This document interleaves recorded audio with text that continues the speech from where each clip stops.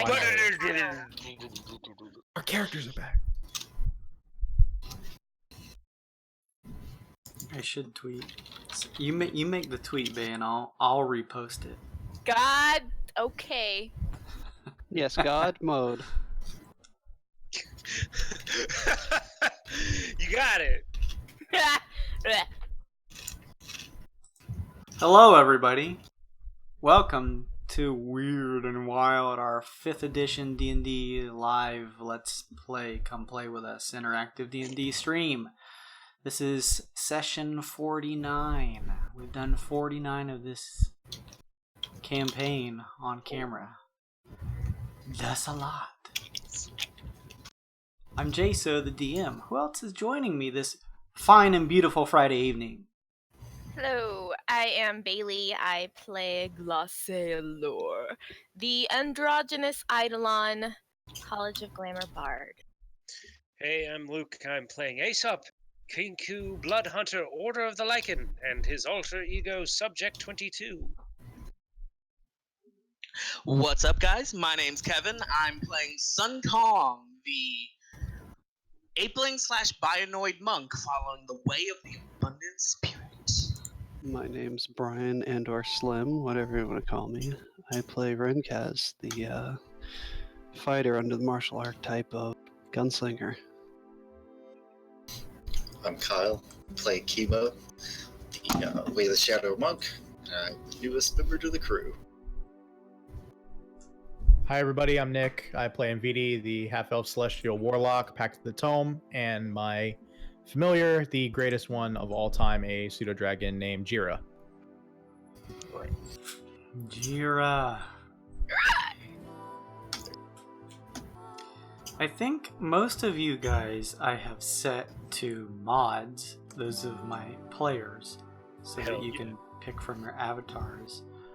Luke, you are currently a female dwarf looking fine down there at the bottom of the screen. Nice. You guys can change your name tags and stuff like that. Everyone else, thank you for joining us. I really appreciate it. Let's just go through and see who's with us tonight, so far at least. El Kamish, and of course, thank you, husband and wife stream. I really appreciate it. Oh, and thank you, Kevin, for hosting. It's very nice of you. Also, from last time, I may have read some of these names. This may have been during the stream, but thank you, Steffi K, J Ward 0662, That Honey Dip JML, Heather Wiz, Game Masters Vault, Community Showcase, and just now, El Kamish. I appreciate it. If you guys haven't, at least watch a couple minutes of the stream, and then you'll pop up on my loyalty list, and I'll throw you some weird bits, which you can use to interact with us. Some of you guys, like Looney Loomworks, if he comes in and watches, as well as some of the others, you guys have a nice chunk of weird bits going, which are the loyalty points. So go check out what you can buy. You can look at the panels on our Twitch page and jump over to our kind of loyalty points page, which details out the stuff you can buy. And you can probably do that with some of the contextual stuff on the actual Twitch stream if you're like on PC, so check that out. But yeah, some of you guys have built up some points, so you should use them. Also, we have the stream avatars, and if I do the extension, that should pop up that link there. So go check that link out. You can see all the commands you can do for your little characters and stuff like that. That's pretty fun to play with. And check out more details there. We added male and female dwarves this week, as you guys can see. And from our Twitter poll, as well as the in-game poll that I did, we had 3 characters who matched up. There was the skeleton, ghost, and lich. They were all equal in votes, so I'm just going to really quickly roll a 1d3.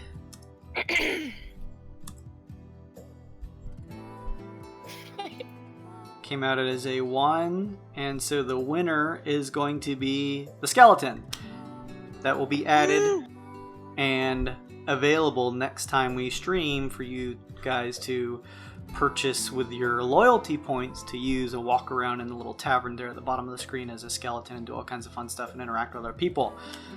Our next poll, I will start, I believe I've actually started it in the stream itself, but we'll be putting on Twitter too, is for elementals, the air, fire, earth, or water. So vote there. Check out the Twitter page afterwards to vote there.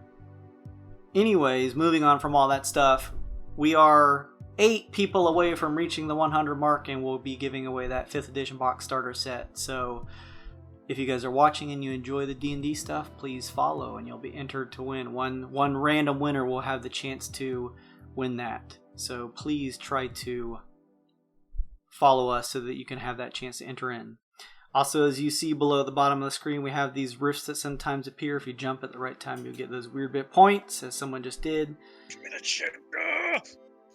That's Looney Loomworks. By the way, Looney, you have a shit ton of points, so if you want to go check out the stuff you can buy, feel free to check out those details below on our Twitch page and go there. Anyways, thank you everybody for watching. That's enough of the pre-show shit. And yes, hoard all those points, Looney. Just use them for nothing if you want. Let us roll some die and figure out who wants to give the recap. Who gave it last week? Who did I give did. it last? Kevin, you are immune, my friend.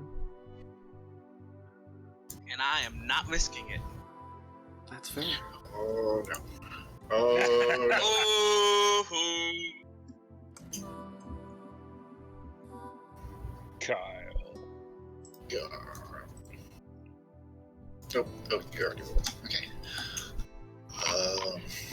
So yes, Chemo. What happened last time on Wyrd and Wyld? You'll have to forgive me. Most of the comms went right over my head. But I can tell you what everybody got up to. Sure. I think I saw Aesop over there working on some sort of alchemy, I guess it was.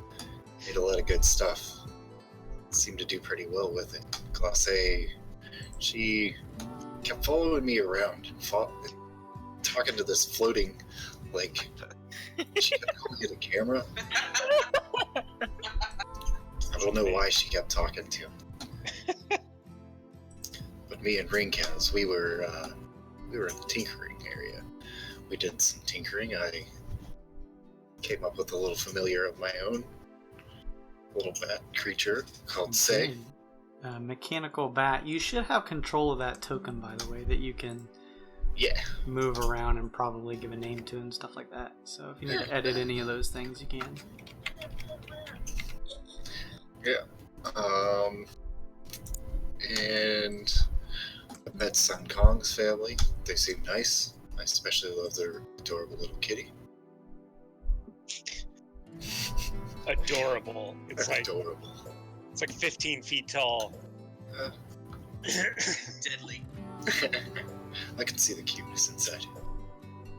And then Vidi just kind of kicked it. He was in meditation for a while. And a bunch of comms went on. It sounded like it was important. I don't know. Yeah, Chemo's not fully acquainted with all of the goings-ons of the major factions of the Twixt, sort of just entering the entire plane itself. Probably, maybe, for only a month. Really only spending time on Scourge. Not even really having seen a Spelljammer, just using your sense as a Horizon Walker to find these flickering portals to shift from planetoid to planetoid. Although now you finally found yourself in one, and a particularly advanced one, so that's a pretty good recap. There wasn't anything particularly action-packed last session. It was more of just sort of after a large arc back on the ship, everyone relaxing, spending a little downtime, recouping what they needed to, investing in getting some items back in terms of healing stuff like with Aesop, and crafting some new things. You guys also set a survey up and are currently getting ready to send it off as you guys are beginning to close in within the next hour to land at Neogokyo. So thank you very much, Chemo. You find, strangely, a weird bit in your pockets, which you can either throw into the pile that the group owns or just hold on to it yourself, whichever one makes more sense for you. Yeah.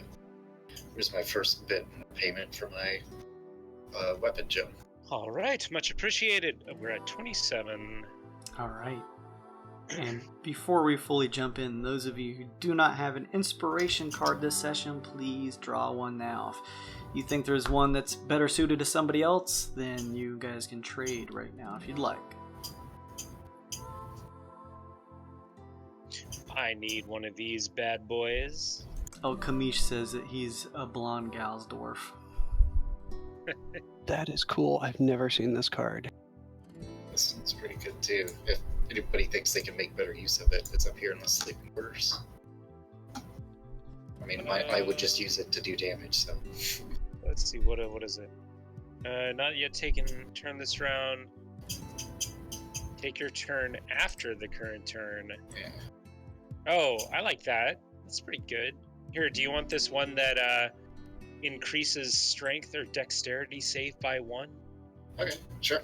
Yeah, cool. I'll take yours. This one's called Dragon Salt. It says add 2 to an attack you already made, and if it hits, it does fire damage instead of regular damage. Oh, Nice. that's cool. Good. That's nuts. I've never seen that one either. You want to see it? Yeah, sure. Neat. It's a badass card. It's my squared circle finisher. Dragon Salt. All right, with that, Aesop, Chemo, and VD, you guys were seeing the group of the survey off. I believe as we kind of went over towards the last bit of the previous session that you had chosen for Enoki, Zeke, Slime, Stray, and Kriv to head out on a survey. That's right. You had 3 points of interest for them to head out on the Dingus 3, or a Spelljammer wreck boat, named the Dingus 3. You had in mind a nearby Lizardman research station. You also had in mind a watery planetoid for them to visit. And after that, you wanted them to head towards the college that Envidi and Aesop's daughter Hush had been to, the Ravis Eterna. That's right.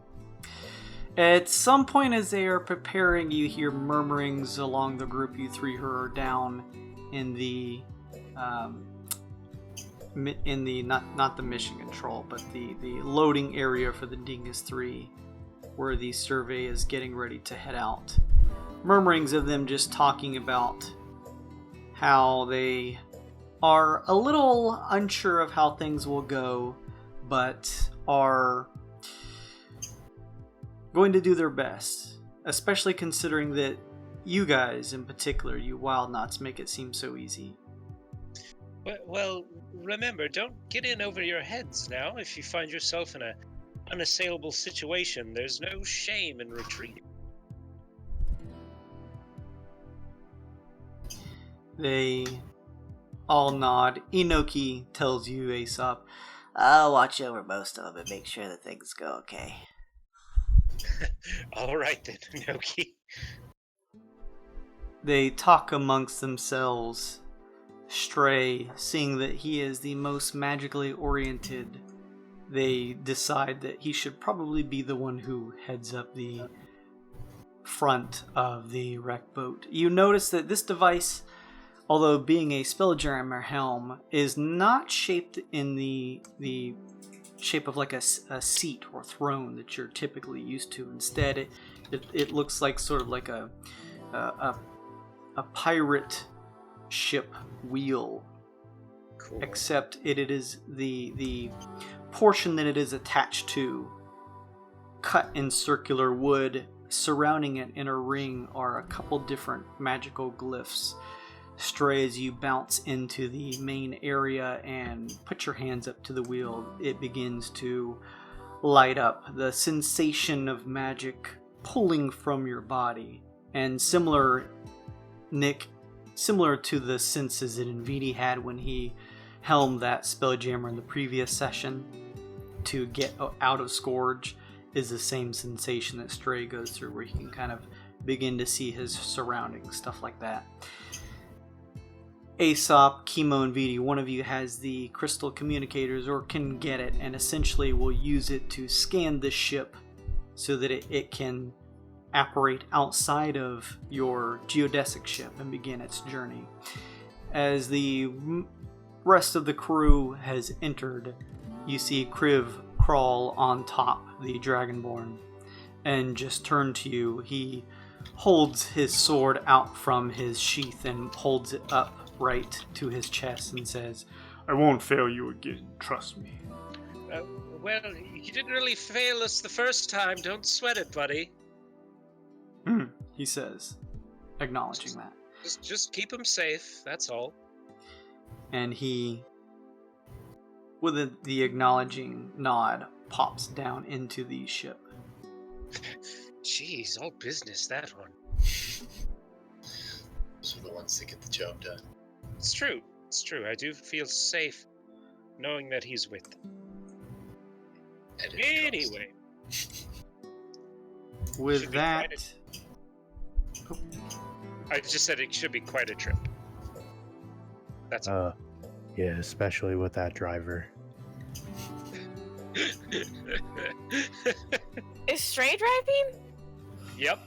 Oh. Yeah, you know it. Do they have DUIs in the Twixt? I'm good. It's never been a fantastic voyage. I've never been able to drive on, I'll tell you that. Yeah. Oh no. Despite being encased in a pretty thickly steeled ship, somehow you can hear the resonating voice of Stray coming from within as you guys throw the crystal communicator pointed towards the ship. There is a arcane light that shifts up and down in a flat plane as if scanning the ship of the Dingus 3, and you watch as at least to you guys, one of the larger objects or vessels that you moved in and out of the ship besides Sun Kong's very large insect-like armor disappears, heading outside. With that, you all assume that they are off. Here is my one question before they get too far away from the ship. You guys, when Kaz made the earrings of communication that you all possess to talk to one another, you have 8 of those. Did you give one to them? Oh, we gotta give one to Inoki. He's the brains of the operation. Okay. So we'll say that you, yes, in the talks before they headed out, you handed off one to him. He similarly, as you guys know, had one when he tried to originally make this mission along with Hush and them. So he takes it gladly and heads out. All right. Good. Now detonate the dinghy. Yes, master. He doesn't say that. They head out. As mentioned in the last session, you guys know that you were on the way towards Neogokyo. You used some perception checks actually when you were spending a bit of leisure time on the outside of the ship to take a look at the artificial planet or satellite of Neogokyo previously. And it was in the distance, but you were headed that way. You surmise you have about an hour or so before you reach there. So we can just go ahead and skip to you landing if you'd like. Otherwise, if there's any last minute preparations any of you would like to do, you're more than welcome to do so now. One in character, out of character, just kind of thing. I'm going to explain to Chemo what to expect on the planet. I know we kind of gave him an idea, but just so when he goes down there, he has a little more of an idea of what he's kind of getting into. Well, his player doesn't know, so go ahead as Rinkaz and fill him in. So, sound like you have some history there. I don't want to step on the wrong toes. We've been there, I think, about 3 times, and we spent a couple days there. Like the last planet we're on, it's going to be a lot of buildings and kind of dark and quiet, but it's all metallic. Bright lights, dark city, if you have ever been to any cityscapes before, a lot of advanced technology here. It's probably one of the most advanced, second to the Billionaires, maybe. I'd watch out for some of the lower sides. There's a lot of crime and a lot of crime families. Very similar to our last planet, but there's a lot more order here, so to speak. A lot of exotic, crazy things, but it's a fun planet to be on. Fun might be stretching it, but it is interesting. Fun for me, at least. I If there was any other place that I could call home, this might be. But be careful. They don't really look good on having weapons out. So if you have anything, conceal it. Right. Which I hand Big Deborah my rifle and my pistol to. Oh no, wait, the pistol's with them.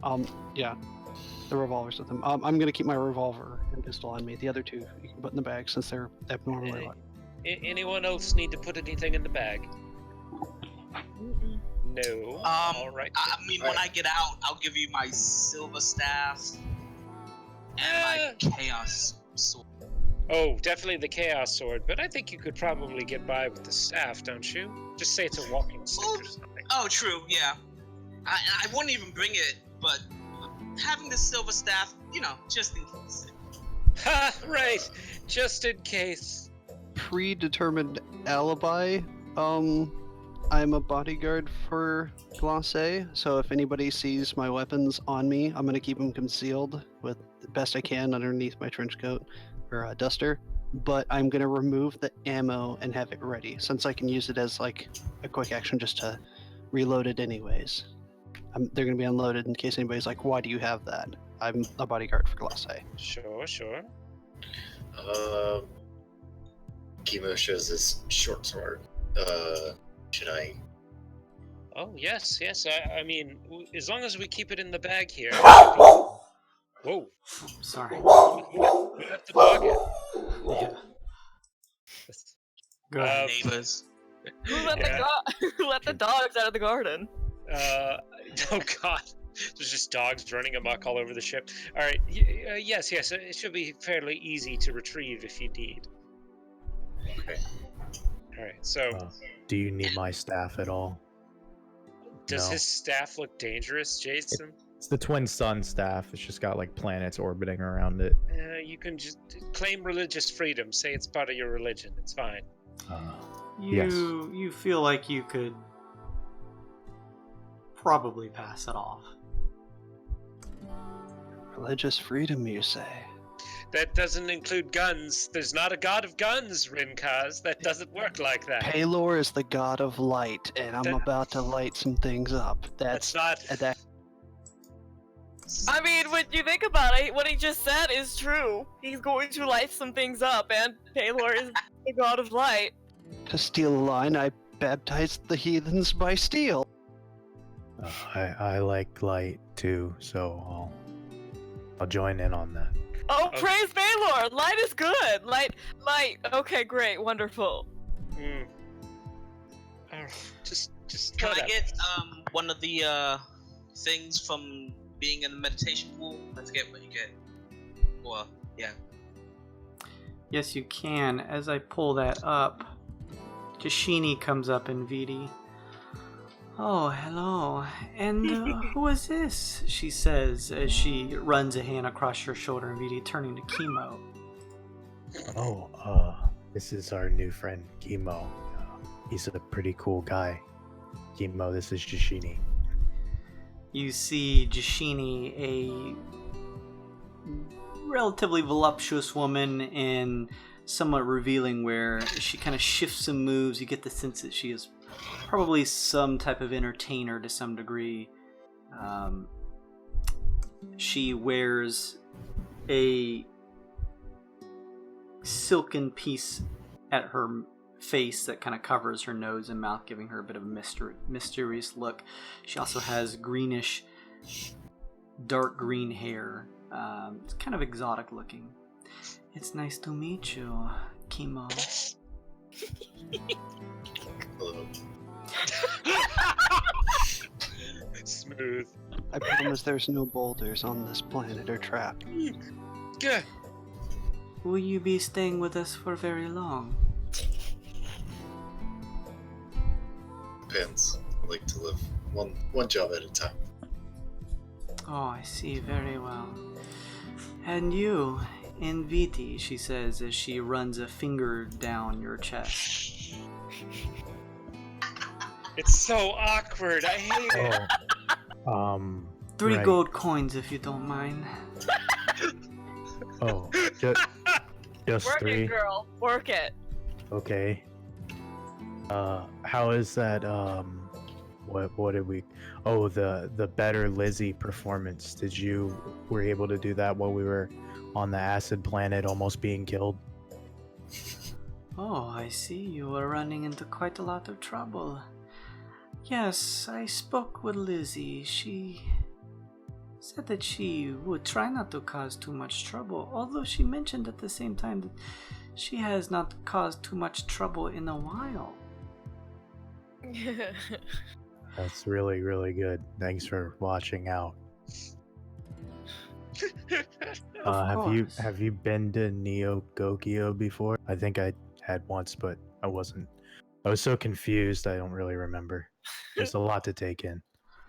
I don't believe I have. No, what is this place?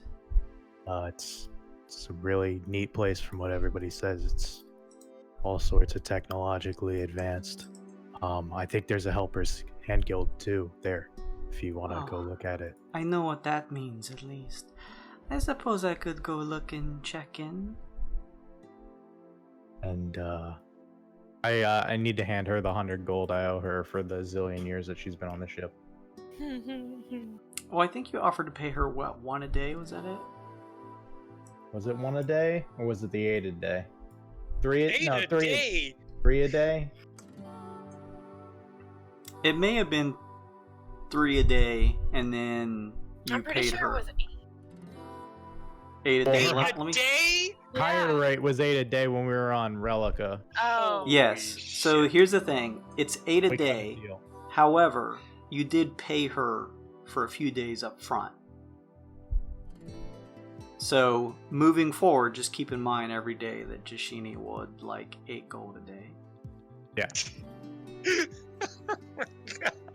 And Vidi, what are you doing? You know. Are you I'm gonna go for keeping it, him- or are you just gonna pay I'm her? keeping him company, and he is paying me in gold. This is a mutual agreement. Oh my god. Yeah. You should come down to Neogokyo with us and see if you like it there. This Relica is terrible. I did not mind it. Is this place warm? Is there lots of sun for the skin? I think it's the opposite. I think it's just totally lit up by artificial lights, and it's like a city. It's kind of cramped, and it's dark other than the artificial lights. So it's the opposite of Relica. It's exciting in its idea. own way, though. There's lots of nerds down there you can probably get a lot of money from. There's a lot of stages to perform on. Mm-hmm. Well, that is true. Well, I don't mean to exploit anyone, but I shall come along and check it out. Perhaps you should get some use out of my services in VT, or any of the rest of you for that matter. Should you need it, of course. As well as you, Chemo. Get it. No thanks. Very well. Okay then, I go with you all. Are we all ready? Oh, yes. Does anyone have any other final preparations to make? I suppose we're good? Are we bringing Marceline with us? Or are we just getting her a chair first? Well, do you think we could maybe leave her on the ship until we have a Yeah. for sure place to put her? Yes. Yes. It's probably a good idea. Sun Kong, please make me a D12 roll. D12. Sun Kong. Oh, Oh, Sunka. I hope it was a random roll. What was the total? 1. Sukong, you spent the last remaining hours of your ship's travel relaxing in the meditation pools, centering yourself, probably speaking with Roshi a bit. You have invigorated yourself with a certain amount of strength, renewed, having eaten a whole bunch of food, all Goku-like. You're ready for whatever comes next. You gain hit points, temporary hit points equal to 5 plus half of your level rounded down. Nice. It's good to know that that's the low end. That's still really nice. That is pretty good. Alright, and if everybody is ready, I'm going to kind of grab you all so I can get ready to put you on the next map. Let's fucking go. Can I have Jira as well? Yes, you can. I just have to find Jira. Whenever. I figure while we were on the ship, I had some time to summon him again. Yeah, it takes like 10 minutes or something. 10-minute ritual. 10 minutes to summon him out of the abyss that he's currently in. Right, yeah. I had to dismiss him. He was about to. Yeah, if you guys will line up your icons, I'll grab Jira real quick.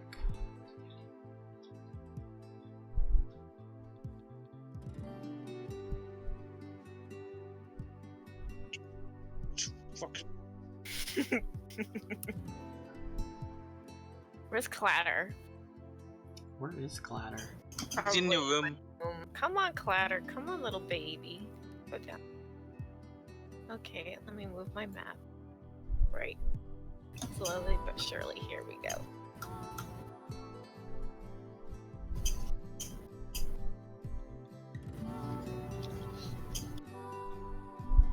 Sun Kong, you think yourself something of an eater, I guess?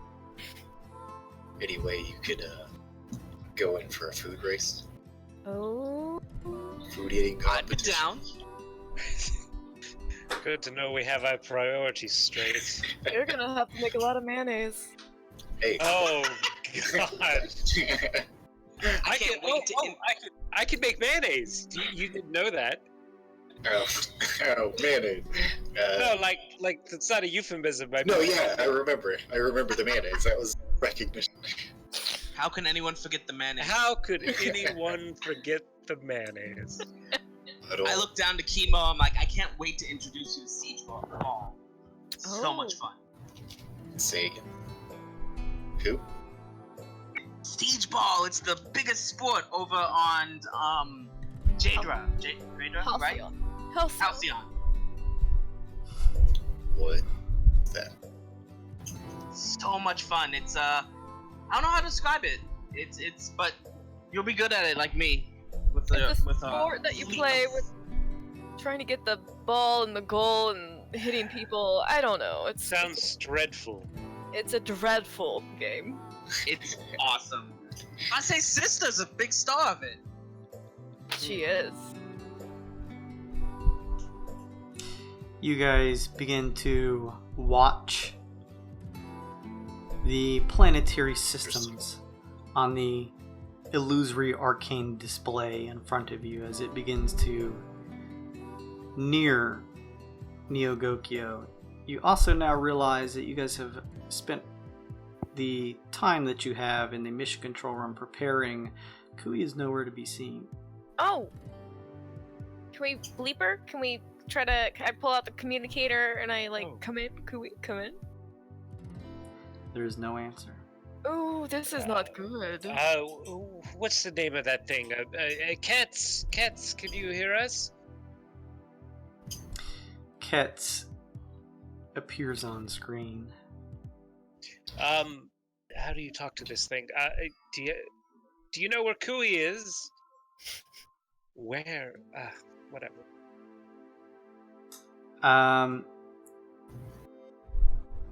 Ketz pauses for a moment, its snake-like arcane form shifting around. before finally saying, "Unable to locate." What? That can't be good. Yeah, what does that mean? Are we stuck here? Oh god, are we stuck here? No, remember she said that she's been glitching out lately, and she doesn't know where she goes, or she can't recall. There's something wrong with her from that thing that was on the ship. Well, you weren't here for that, but there was a virus or something on the ship, and I guess this is bad. We had to find a cure for it. Yeah, that's one of the reasons why we're going here, but Yeah. I mean, if we can't even get down to the surface, I mean, we have to find her, right? We have to snap her out of whatever glitch Well, she's in? she could be on the inside of the ship.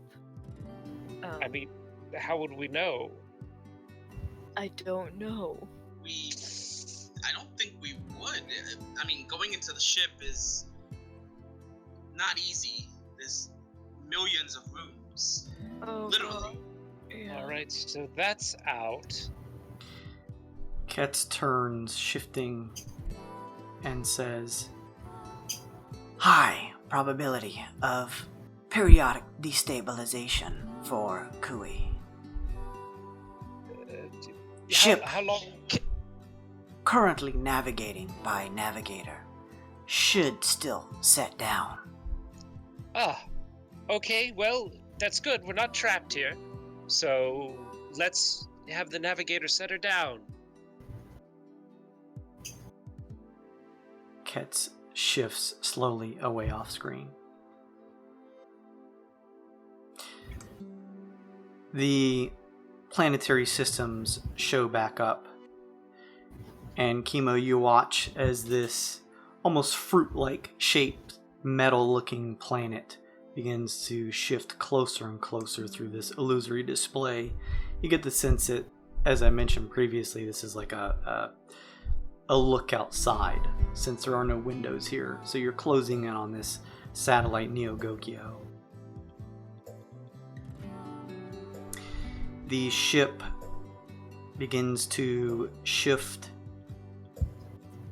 and eventually land. You guys know previously when you landed on Neogokyo that you landed in an area of a open space, not too dissimilar to Scourge and other planetoids. They build out these spaces for spelljammers and these larger ships to have a place to touch down and take off from.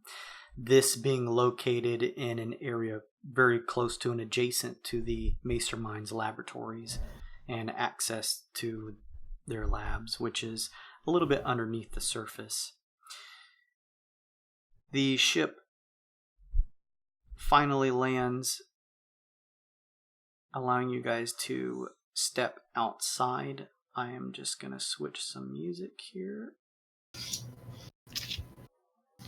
Aesop gets out a little piece of paper. All right, we have a lot of things to do. Let's see, we need to take care of Alderman's granddaughter, find the original liaison, but we don't really know where to begin with that. Sun Kong, you gotta get that heart transplant, buddy. And of course, naturally, the most present matter is fixing Kui's glitch. And then, yes, many things to do. If there's any free time, which I'm not sure there will be, I'd like to maybe offer to show Chemo a few of the shop. Actually, that might be a good first stop. I am literally fresh out of rations. Like, I have no food. So, maybe a good idea. There's always the option of a pleasure slime. What's a pleasure slime? We'll find you one. You're rich. You'll be fine. I cover Hush's eyes so she can't lip read that. Oh, I'm so sorry. I just spent my last 500 gold getting us off that planet back there. Ooh, Oh, you need to learn how to bargain, buddy. Who currently has a crystal communicator? It's always Glosse, right? Oh, you're on Glosse. mute. Can't hear you, Glosse.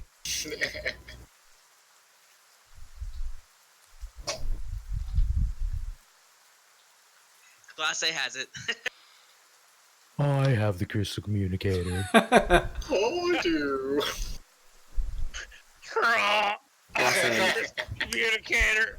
Oh, Yes. hey. Oh, You she's guys back. Oh, Yes. good. She didn't hear that. Yeah. I heard the awesome Kevin. I think it was Kevin impersonating. Yeah, it was Kevin. Yep, that was it. That was Kevin. It was Kevin, all right. That was all Nick. It was Nick. that happened. Yeah, that was, Whatever. that was I'll. it. Nothing else happened. What time is it? I'll watch this later then. She timestamped this. Oh, fuck. Jason, delete the stream. About an hour 40. No, 40 minutes. I've deleted all of our previous videos. It's all done. I'm deactivating our Twitch account. Goodbye! You use the crystal communicator Glace, everyone touching a hand to it. With a flash of light, the echoing ambient sounds of the ship, Chemo and Nvidi, you being some of the newer members of the group, are replaced by the sound of rain and a distant sound of what sounds like like city commotion and goings on. You guys find yourselves in a large open area, a flat steel ground with line work that lights up with what you assume some type of arcane energy that runs through. You see, not too far in the distance, what looks like a city-like area. Almost similar to Scourge, there's a certain verticality to it. However, unlike Scourge, the sort of rusty, haphazard nature of its technology is replaced by very geometric, straight angled steel buildings and things like that. You also, in the distance, are able to make out what looks like just lines up in the air of smaller spelljammer ships just traveling through the sky, like there's a transit system high above the surface. You take a look around and see that nearby there are a couple other spelljammers here. And as you are all gathering yourselves, you notice what looks like a very tall humanoid approaching. As he approaches, you can tell that it looks humanoid. However, its body seems to almost be made of it's bluish in color and almost looks like it's made of metal or steel. Oh. It seems to have human features, but you can see line work as if it was constructed. Oh. It steps up. At its chest, it appears to not be wearing any clothes, but is devoid of any sort of genitalia or anything. In its chest, you see a circular inserted area with what looks like some type of glowing orb or energy. It looks at each of you and then points over to an area that you see now that is marked with a numerical system on a very vast steel wall. It then points down, and you see the area where your spelljammer has landed is marked 23. You can also see that where it is pointing with its other hand against the wall is this large area denoted by a 23. It simply looks at you all and says, "Weapons." Oh. Yes. Give him your weapons. Whoever has weapons. We left him on the ship. Oh, Just there my you key. go. That's all. What's your name? No name. Oh, no name.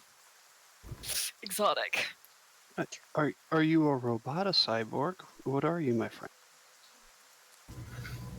This one denoted as Cyber Golem Ooh.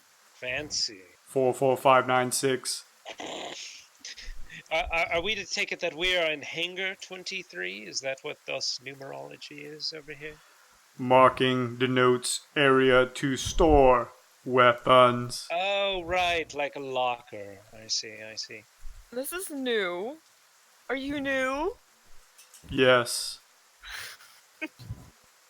Okay. I extend a hand out to him to offer like a greeting. It looks down and looks back up. Make a insight check, Rinkaz.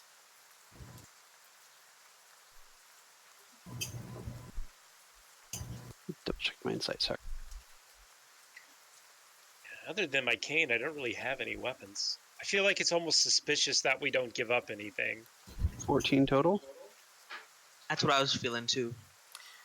It's interesting. It looks down, Rinkaz, and looks up. You can see its eyes almost shifting back and forth, as if it's thinking or trying to understand, or perhaps learning.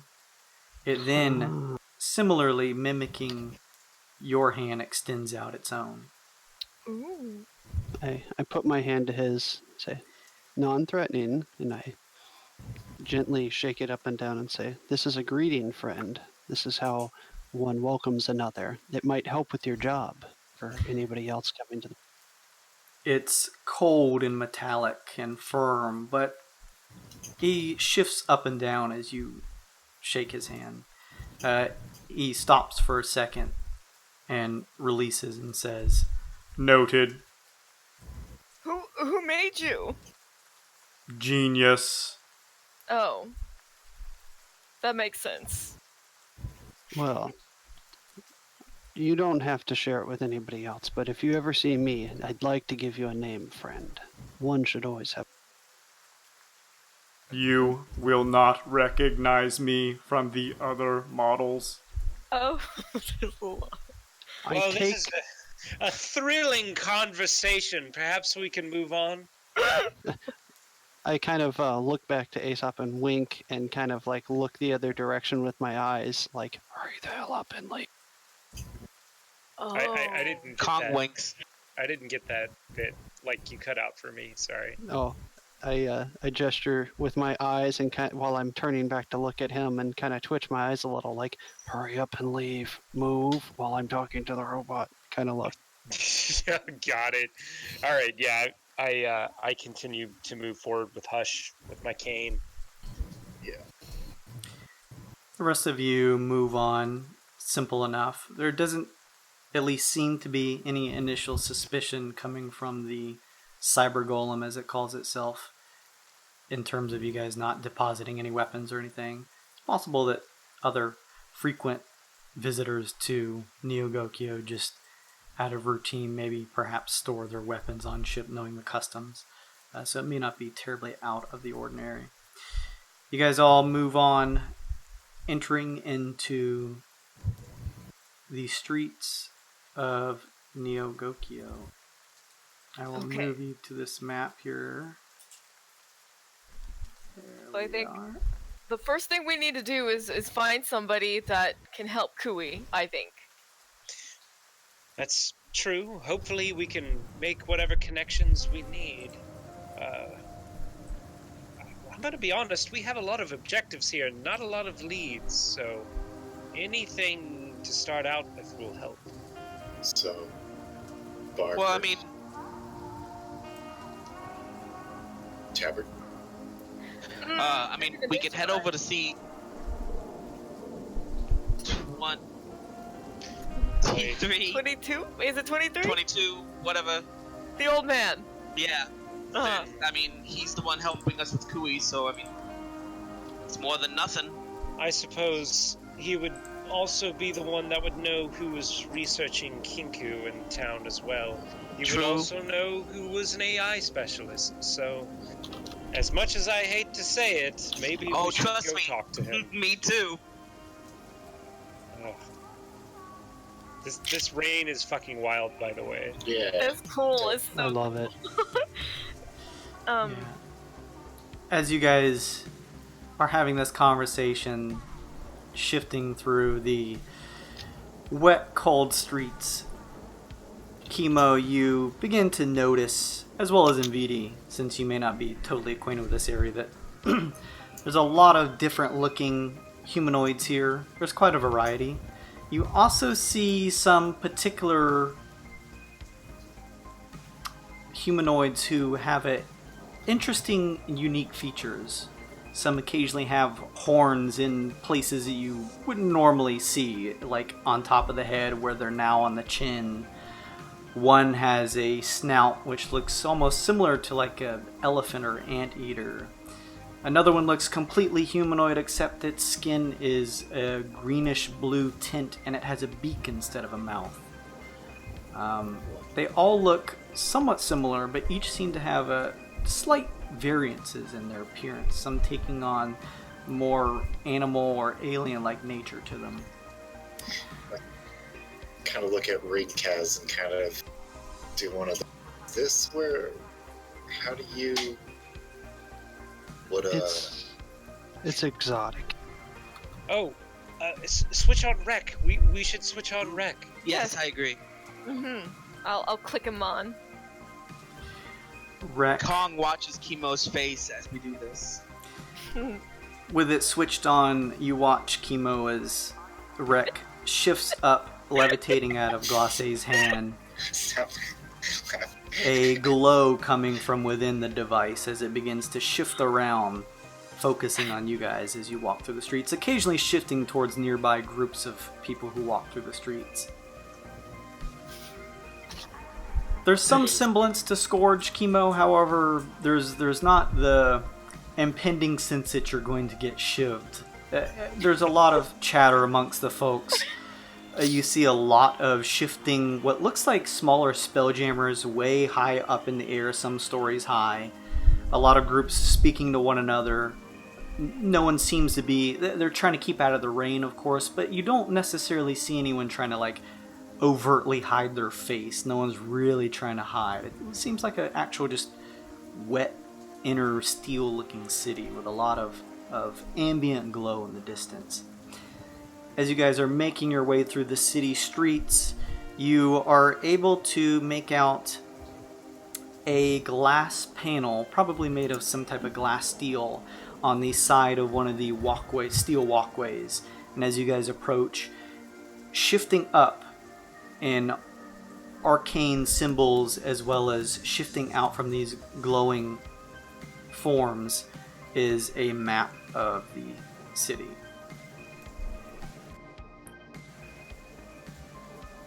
Classic. Yes. I forgot about the chick at the Neogokyo Development Corporation. Yes. Urena. Oh, I know why. Okay, alright, never mind. Okay. So, just to... I know you guys have sort of hit some of your plans, but just keep in mind, of course, you guys have landed in the general area. At the top of the map is your sort of generic icon as your group of the Mastermind, so you're very close by. There's the Date Atelier, which you remember is sort of like a library center with access to information. There's Capsule Hotel that you visited previously. There was the Shady's Alley where you guys kind of went in with Iolana some time back and were almost subjected to some Oh god. discounted upgrades, although none of you tried to take part in it. Ileana kind of got caught stealing. City security, there is a roid up area where you could build your own robots. You remember the Sensation, which is, at least when you previously visited, a club that sort of doubles as, or a bar rather, that doubles as a secret meeting club that sometimes has members of the Syndicate who appear, which are the seedy undergroup within the city of Neogokyo Prime that kind of does their dealings, and you guys have run into before. You guys, when you previously visited here, know the location and visited Decker's office. However, he wasn't there. It's been some time now since you parted with him. You don't know if he's returned to the planet, so I just marked it on the map if you want to return there. There is a bar that serves as just a general restaurant if you guys wanted to grab some food. The shopping district if you guys want to do some shopping. Hyper karaoke if you guys want to do karaoke. I feel like I have an unfair advantage there. Yeah, that may play off in at least Aesop's. I was gonna say Hush, but oh no. She could sing like Kaz in the words that Kaz taught her. Oh, that's true. There's the Helper's Hand, if you guys wanted to visit there. And then, of course, the Neogokyo Development Corporation, which you guys know is a contact of Urena. You're not sure if she may have any information.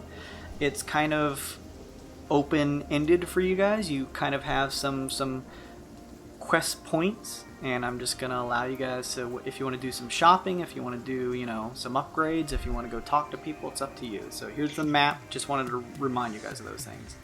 All right. So, this Decker fellow, right? We know he's not going to be back there. More than likely. If the office is empty, we might be able to, find our way inside, use it as a little base of operations, not have to pay for rent. I mean, we could try. I was thinking that if we go shopping, we might be able to grab some stuff and store it there. Like you were saying, if he's there, I know he wouldn't mind us staying. Plus, I'd like to grab him a pack of Majestics. And... Aha! All right then. So, those things will kill you, by the way. Yeah, I don't smoke them. Just like having them around? I mean, they're good gifts. I mean, why would I take anything that kills me? He likes killing other people. Fair. All right, I think shopping district and then taking a covert swing by Decker's office might be a good idea. Sounds good. Alright, with that you guys begin heading through the city streets. Can I get each of you to roll me a d20, please, as you head through the streets? Oh! Rinka. Fuck you, Rinkas! Of course. He paid his bill this month. Early. Good. Do I get a good boy card? Not for this. Son of a... I told you, this place is home. Second home. Third home. You guys notice, although it's not dim light here, but because it rains and there's a constant overcast from the storms generated from the spires that surround Neogokyo, from the weather system, that it's kind of dark and rainy here. So you guys probably have stuff covering you so you don't get drenched.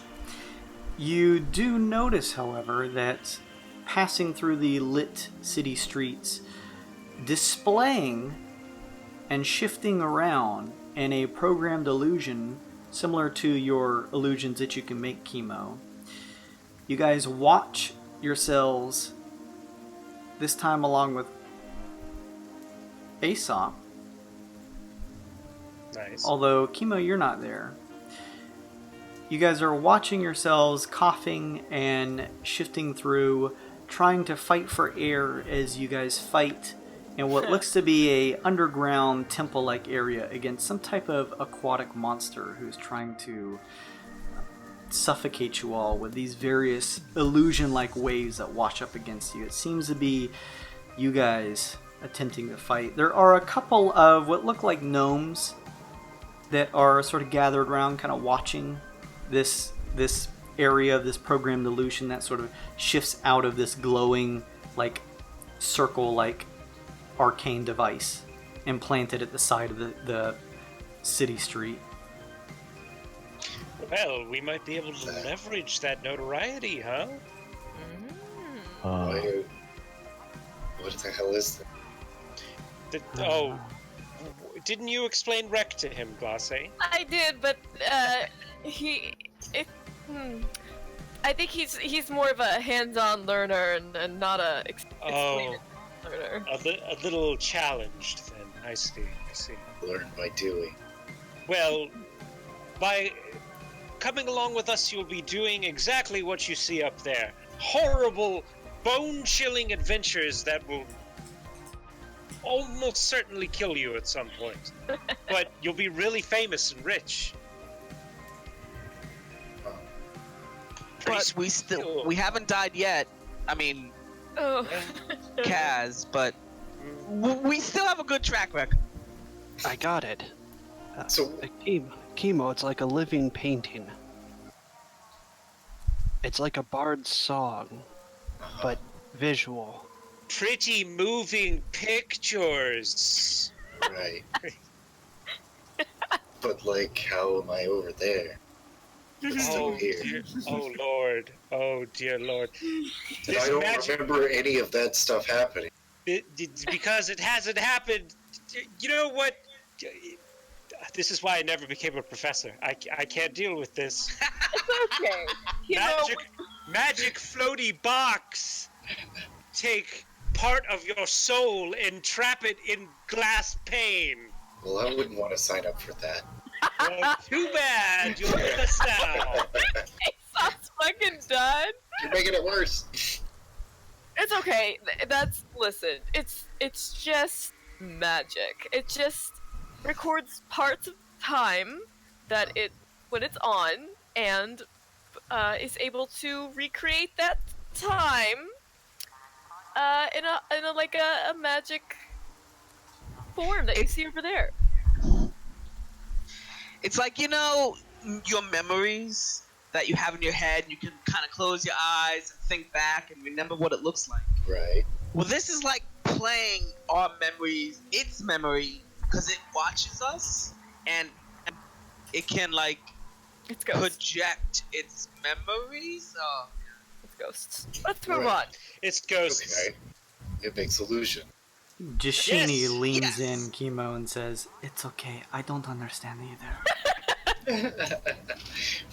But like, so what are we seeing? Like a trailer or like an episode? That's one of our adventures that we had. It was a terrible adventure where we were all slowly dying from poison in this stone tomb. Ugh. But, You see, Chemo, some of them seem to be shifting around as if they're trapped underwater. The water shifts, and now all of a sudden, where it was filling this room-like area, it becomes a swirling illusion of what looks like a watery vortex. They continue to fight this, what looks like this amphibious-looking, like, female creature. And now they're almost beginning to shift away from it, trying to escape into some open door in this illusory state that you see at the far end. Everyone pose in front of us on the screen, like Nvidi said. It's us! Woo! Ta-da! Kipo's still looking at the projection with the camera the other way. You guys just continue on, pulling Nvidi with you. You reach the shopping district. And with that, I will share with you guys the shopping shit. I need rations. I have no rations. Me too. I don't have any either. Can you guys keep an eye out for diamonds and pearls, please? Mm-hmm. There. Oh, go ahead, Enriquez. I was gonna say, I looked at chemo and say, it's not much, but in case you need a little, and I hand him Oh, you cut out. 50 gold. Oh. Damn. It's good to have money to spend here. If there's anything else you really would need, just, let one of us know. My own money? Can I buy candy with it? Thanks. I don't think you want the candy on this planet. Or does he? Oh, where's the tea? You guys, what's the tea? You guys find in the shopping district quite a number of folks here. A lot of those sort of alien-like looking humanoids. Common shops are the tools merchant, the Neo workshop, knickknacks merchant, and Victoring gear. If the rations aren't, they should be on the adventuring gear, Luke. If not, then just whatever running price that rations go for. A vendor would sell that somewhere in the shop. I don't know why I can never find rations on anything. But you know what? With D&D Beyond, it's just a There click you away. go.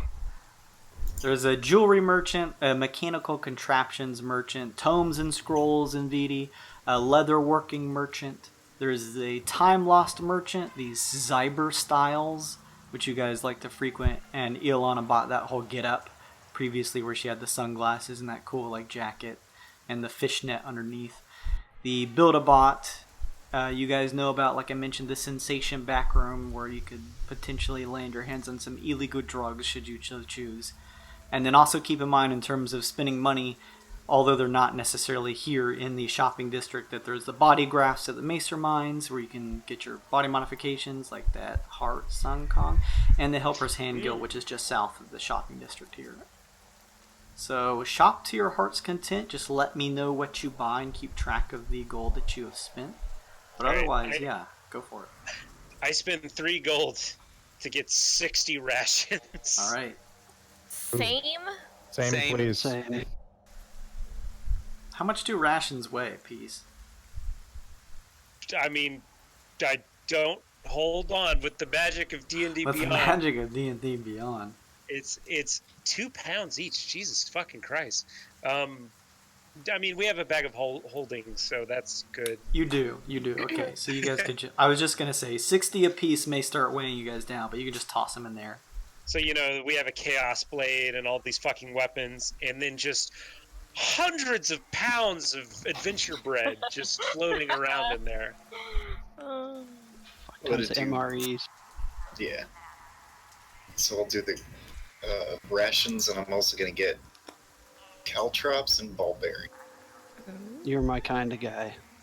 Hey man, I always gotta think ahead. I love caltrops.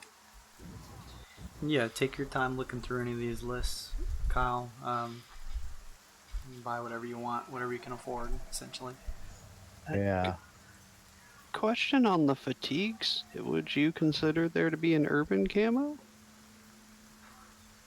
Are you looking under Zyber styles? Yeah. +1 to charisma and +1 to stealth checks when wearing a pattern that matches environment. I mean, I know there's desert and like forest in winter, but maybe water, but an urban camo? I would say yes, because this is a very, very modern city. I would actually say that it's also very like cyberpunk, like Ileana's updated clothes kind of look. Then I could wear it under my duster since it's just a code. Might have to think about that. Okay.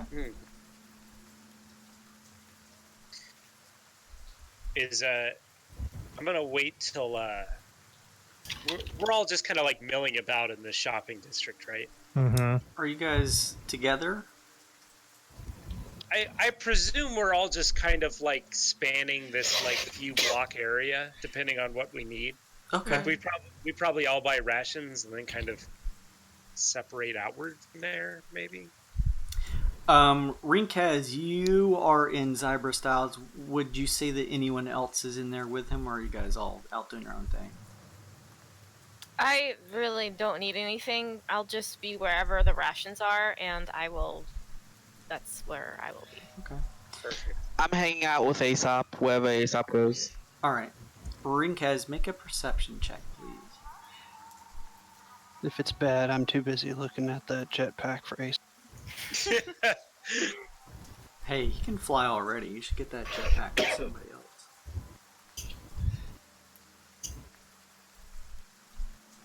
12? That was pretty bad. The streets here are crowded and full of people. It is damp and wet, but you are enjoying your time purchasing things at Zyber Styles. It feels good to be in a damp, wet place that is not scourge, where it does not burn your skin. Acid pigeons. I'm gonna wait for Hush to be distracted by something, and I'm gonna tap Glosse on the shoulder. Be like, Glosse, can I talk to you for a minute? Quick? Oh, yes. You do that thing where like you let your kid like go check out the fashion stuff. I can sort of like distract her, like I can walk around with her.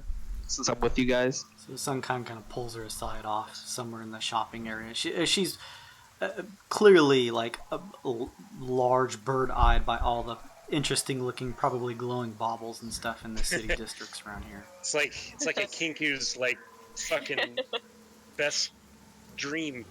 Yes, so much Shinies and baubles. So I'm gonna take Glacé aside in a corner somewhere away from prying ears, and I'm gonna say,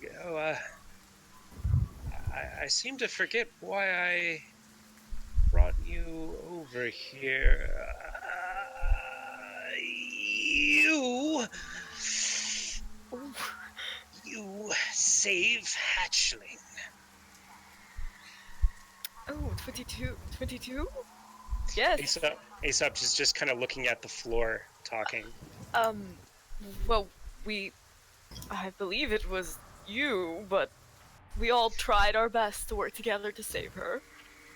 In most civilizations, this would mean I give you thanks, praise, but we are not friends.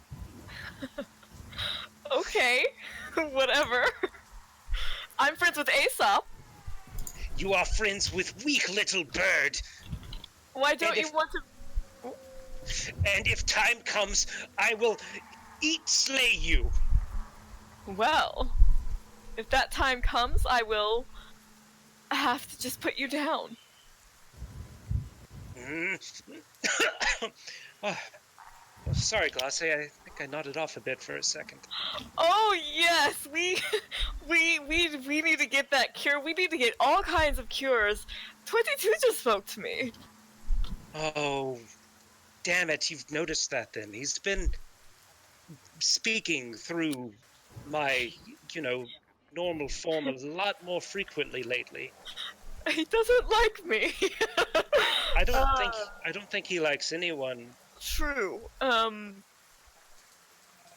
So it's been happening lately? I've noticed there have been times where I've sort of lost focus or blurted out something that I didn't mean to. Okay, well that's serious. The sooner... Oh, go ahead. I feel like he wants to thank you, but is not very good at it. That's okay. No, he totally... He's grateful that we helped save Hush. That came across as... Well, I think that's what he meant. Be that as it may, he is not in control of his own actions. I remember seeing foggy visions of him standing in front of Hush, and he almost killed her. What? There was an intense desire to save her, and at the same time, I could feel him wanting to close his claws around her throat. And if that happened, I don't know what I would do with myself. But yes, I think finding the cure would put my mind at ease. Yes, and the sooner we do it, the better. At any rate, let's get back. Let's not dwell on these things for too long. Well, I'll keep my eye open for things like this in the future. Please do. We'll kind of trot back to the rest of the group with Sun Kong and Hush. And hopefully give everyone else time to look at all of the cool stuff to buy. Yeah, that's good. Kimbo, as you were shopping, kind of enjoying a planet that is not nearly as cutthroat as the previous one, make a perception check, please. It's cool. Giving it away from. Oh, breaking up. Chemo! Woo, woo. Oh, holy shit. Try logging out. Oh yeah, he was 28. Turning into a cyber golem. With your 20 chemo, as you're shopping through, you occasionally notice, as Luke mentioned, this area here is a couple block districts, so you occasionally pass by your teammates as you guys are just kind of buying your own things, taking a little bit of you time to just enjoy the various merchants and shops around here. NVD is shifting around through some of the shops with Jashini passing by. You see Rinkaz exiting a shop called the Zyber Styles. And as he is leaving, you see some type of shifting shadow on the roof of this shop. It looks metal in shape or in texture and is on all fours. It has a long, what looks like steel tail. With your natty 20, which you can have a good boy card, you don't notice any real defining features per se of this creature or whatever this thing is, other than what just looks like a steel maw with sharp looking teeth. Oh dear. It seems to be, you did a great check with your perception. However, so you do notice this thing, and it does look to appear to try and sort of, it's purposely trying to stay out of visibility of others. Most haven't noticed it, and it just seems to be watching Rinkaz as he leaves. Yeah. So I'd be casual as shit, but the next chance I got, I would chirp Rinkaz, hey, do you know a shiny shadow with a bunch of teeth? A long tail? Rinkaz, you're leaving the shop and you hear the voice of Kimo kind of catch up to you as you're shifting through the streets, kind of looking for the others. I walk slowly towards where I think they're at, and I kind of scratch my ear and hit my comm and say, yeah, sounds familiar. Well, it's following you right now.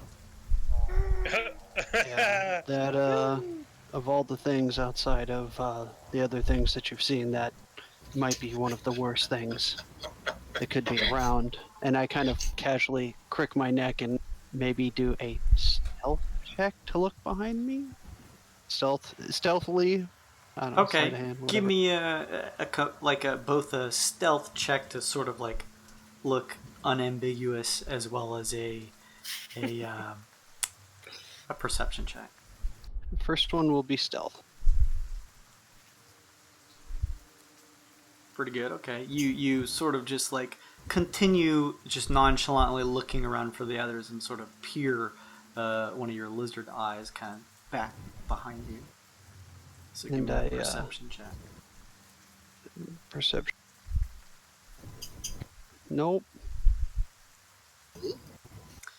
You peer up around the area that Kimo has pointed out. However, you don't see anything similar to what he has described. I reply and say, yeah, I don't know. I can't say seen it recently. What is it? Well, if it's same thing I'm thinking, and I kind of mutter out to everybody, it likes to find people like relentlessly, and if it finds the right thing, they're deleted from the system. What one of those things is following us now? They were terrifying. Oh, Yeah, I outside of what you've seen me do, I don't know of anything that I've done that would cause. It's following you now. Oh no, what if it's me? Oh, hold on. Do we know what sent it the first time? It was. Did we? Can I do a history check, Jason? Mm-hmm. Was the organized crime family, right? Right, but there's something specific that was. There's something. Let's see. That's a 15. You remember you guys were contracted, specifically Rinkaz, with the bounty of hunting down a fugitive of the Syndicate on the outskirts of Neogokyo in an area called the Dark Valley that's outside of the Prime City. And he was trying to escape in a spelljammer, but as you guys approached, a fight ensued, and entering into the combat was this creature who, with a monstrous howl, you guys felt a series of pangs, almost striking some of you to the point of paralyzation, and it just proceeded to put the fugitive's head in between his jaws and crunch down, killing him. It then, just as it had appeared, had shifted back into the darkness without affecting anyone else. The only thing that you remember, Glace, that may tie it to something is the note that you found within this, on the person of the fugitive, which was a note implying that he seemed to be escaping, and he had noted that the Syndicate had been taken over or was currently being run by a Modron. Okay. that's all right. I remember it very well now. Can I make a move? Because I assumed like it hasn't noticed chemo yet. Sure. Can I make a move to go like behind it and then follow it as it's following Rinkaz, so I can get a better look at it? Sure. Yeah, you can totally try anything. Give me a stealth roll. Stealth roll, you say? Yeah. Sounds like an important one. Cha-cha. Okay, inspiration. You got it. That's a 25. You, sort of nodding at Rinkaz, break away from him, making your way through the city streets of the blocks of the shopping district, kind of moving through some of the alleyways, and with a kick of your legs kind of work your way up the back of the building here. As you pull yourself up to the top on an adjacent building that connects to these Zyber styles where you initially saw the creature, you can see it where you saw it before, very hidden at the top, almost sort of hunching down low enough to where most typical shoppers wouldn't even be able to notice. It was with your keen eye that you caught it, so you're able to lay eyes on it. It doesn't seem to move from this spot. You just see the front of its head slowly shifting as if continuing to track where Rinkaz is going. You remember you have your earrings of communication if you need to communicate with the group or anything. Yeah. So, can I make like a check to see if there's any other of them? Any more of them? Yeah, make another perception check. Perception +6. Oh boy. Oh, from great to bad. I will take a bad boy card. Eagle! My name's Jason. Every time you guys roll a 20, you don't get a good boy card, but every time you roll a 1, I get a bad boy card. I remember how the bad stuff works. Oh, I was gonna say, on the way out of Zyber's house, I did pick up a urban and desert set of fatigues, and I restocked on my paints, my glows. Alright, sounds good. Oh, and 2 cans of that glowy spray paint. That's gonna be... Okay. Kimo, you take a second to peer around. It looks like this is the only one here that you see. There's only one of these, I bet. Ever made. Alright. I only see the one. But it's definitely following you, Rinkaz. Oh, that's... Well, watching you. This is terrible news. I reply and say, well, I'm gonna head out towards you guys, but I'm gonna stay in open view, so if it attacks me, you guys will have a chance to see. I guess don't intervene to get yourself in trouble unless it's needed, but I'm pretty sure this thing could eat me. Do you think that it would just attack you in the open anyway if it was really trying to kill you? No, but if I were to find you guys and then walk down a dark alley by myself where there's no witnesses, it could charge me and we could nip this thing in the bud. Or we could maybe go Hey, find some sort of send. conveniently, we're heading to the probably abandoned office of Decker. Oh. Good place to set a trap as any. Indeed. I can watch him from here. Let you know how he moves. I lean over to Hush and let her know that there's a big scary monster following us. You see her feathers ruffle up as her eyes begin to sort of dart around trying to spot it. Yep, this is what Daddy does for a living. What, give everybody away? Could be just constantly on the verge of a heart attack 24/7. Maybe you need that artificial heart. Actually, that's not a bad idea. Keep you regular and keep the heart attacks away. Just give me a pacemaker. Just put it directly in my chest, please.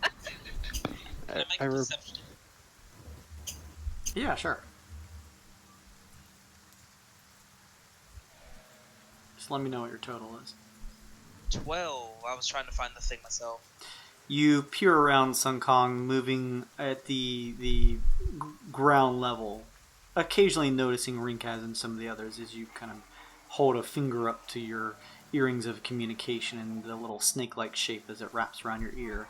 You don't notice the thing that they're talking about.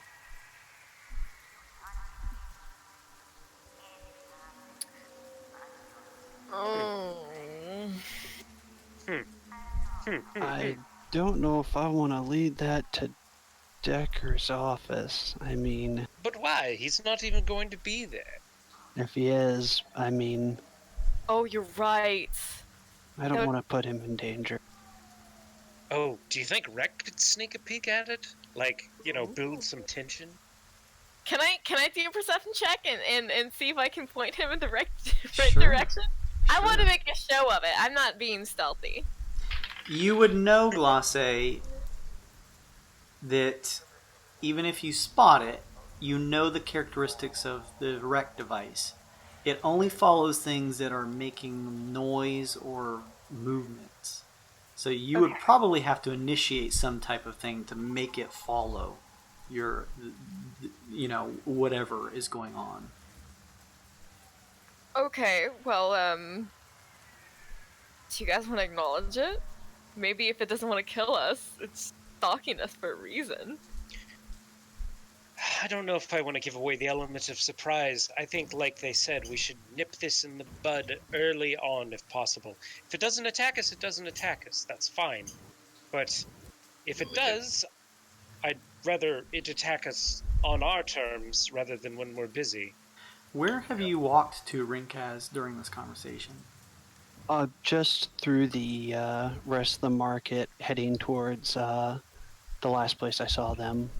Trying to stay towards the middle of the, if the shops are left and right, just down the middle of the pathway so we can keep a good sight on.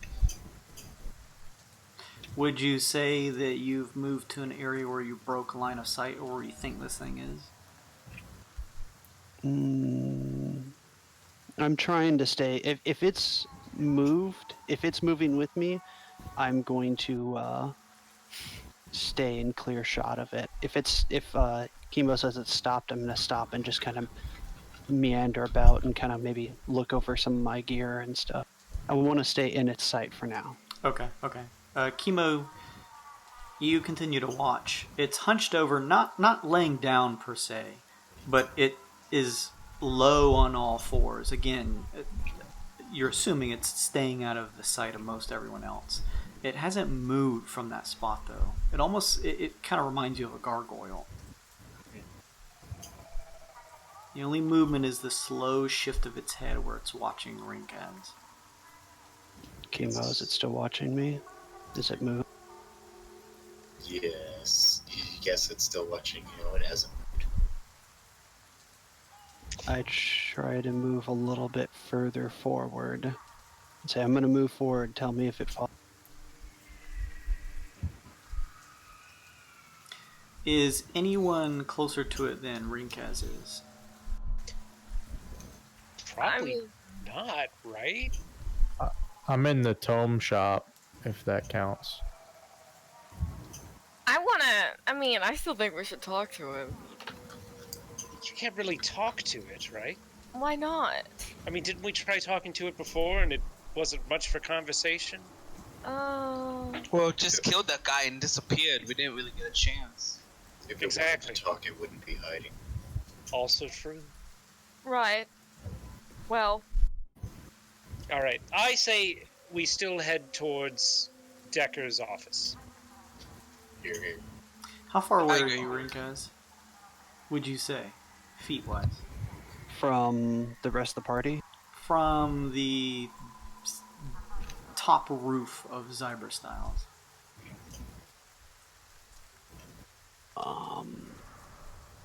From the bottom of the shop, assuming it's a couple stories up, I'd probably say about 80 to 100 feet somewhere. Okay.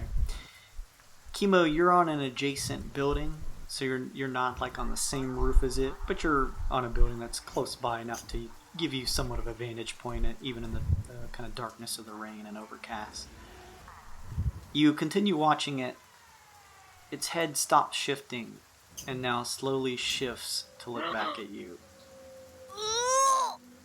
It doesn't move, other than moving its head to look at you. It's not watching you anymore, Recast. What's it watching? It's looking directly at me. maybe we should all stick together.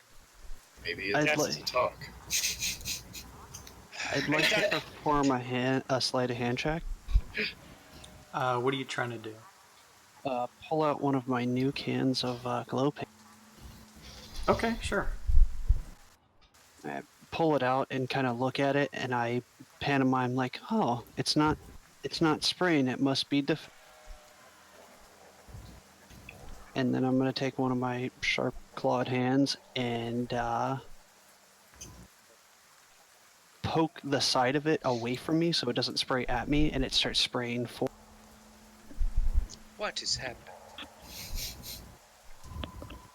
Alright. You stick a sharp finger into the side of the canister and feel the pressurized blast. It doesn't explode, but you can feel the highly pressurized push of this glowish looking material that kind of coats your finger just a bit as you kind of hold it away from you. It sprays into the air. A couple of the people shifting through the marketplace here turn to kind of lock eyes with you and then shift to continue moving away. Make a higher low d20 roll, Rinkaz. Oh no. I'm gonna these. go high.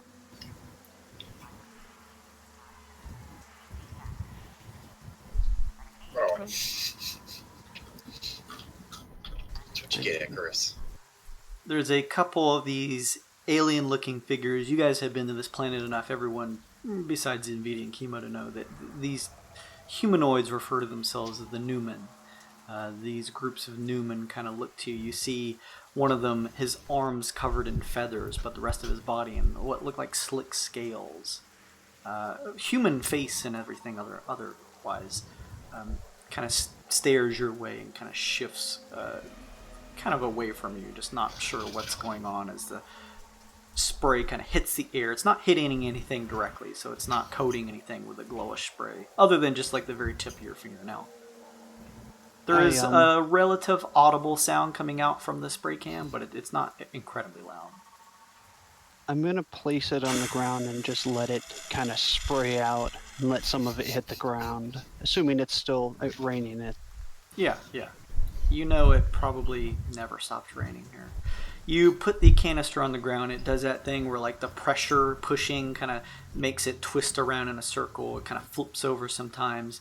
It paints the general area of like a foot or two here in sort of like a chaotic pattern occasionally as it shifts around and the glow hits the steel pavement, coating it.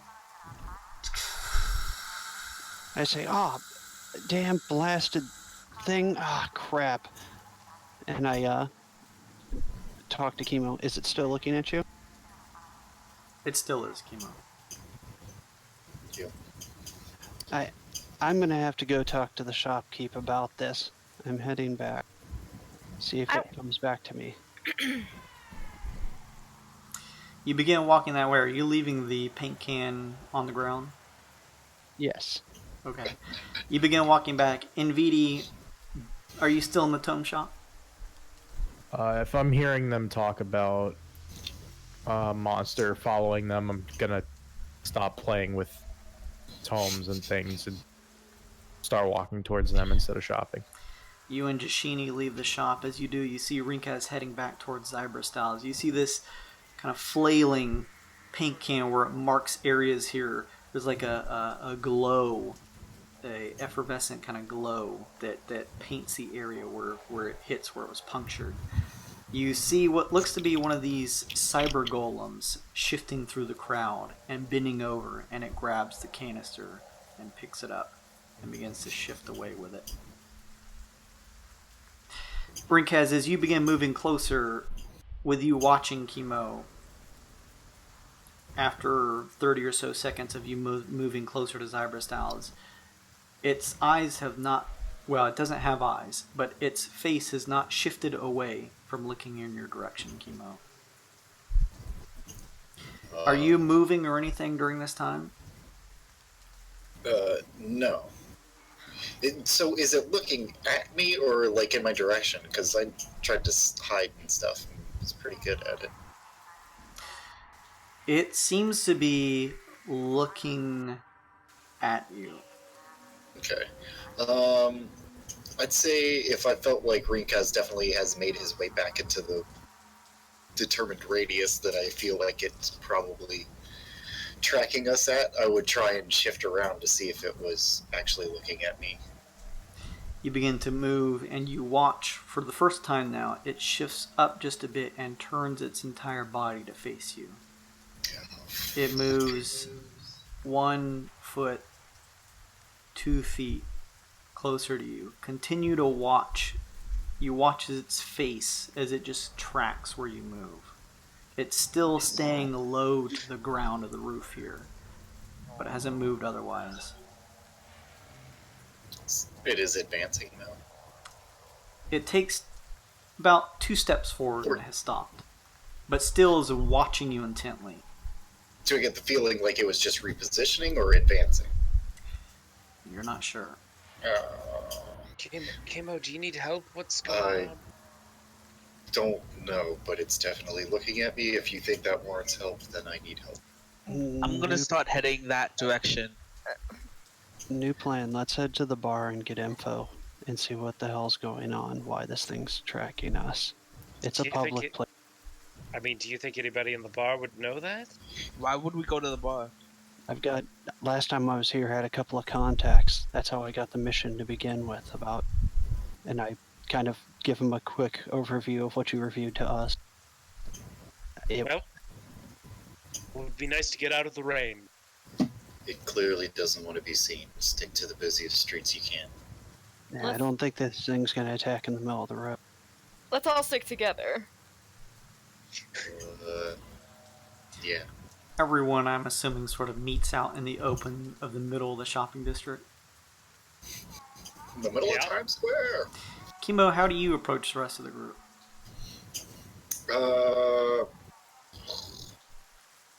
Gracefully? I don't know. I don't understand the question. With a plie and a couple. You're like on this building that's adjacent to the other. Are you just going to kind of shift back down the same way you came up, or? Okay. Can I see like a dimly lit alley that I can teleport to? Yes, you do. I do the teleporting thing and then walk out like I was just stepping back there. You know? Make a perception check as you shift down into the darkened alley. Wow. Oh my god! Can I double good boy card? Nope. Say no before No, one per session. Or only one that on yourself at a time. You hear And as you are making your way towards the end of the alleyway, out into the ambient lighting of the surrounding square of the shopping district, you see, peering over the edge of the Zybrastals, sort of looking down into the shadowy alley towards you, is the head of the creature, tracking where you go.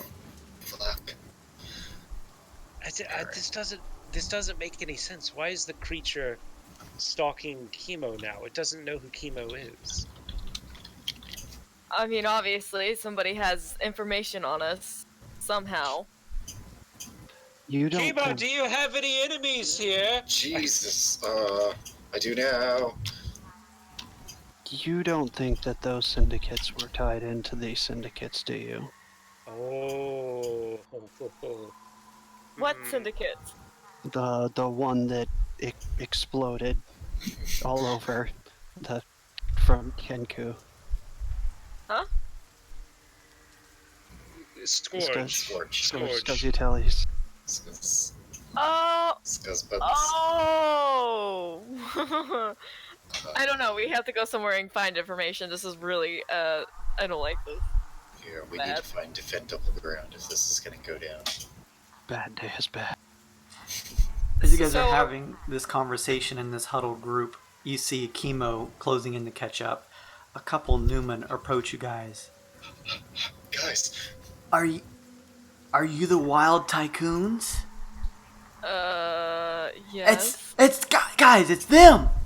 It's them, he says, and he waves over a few other handful of what look like Newmans. They all come up.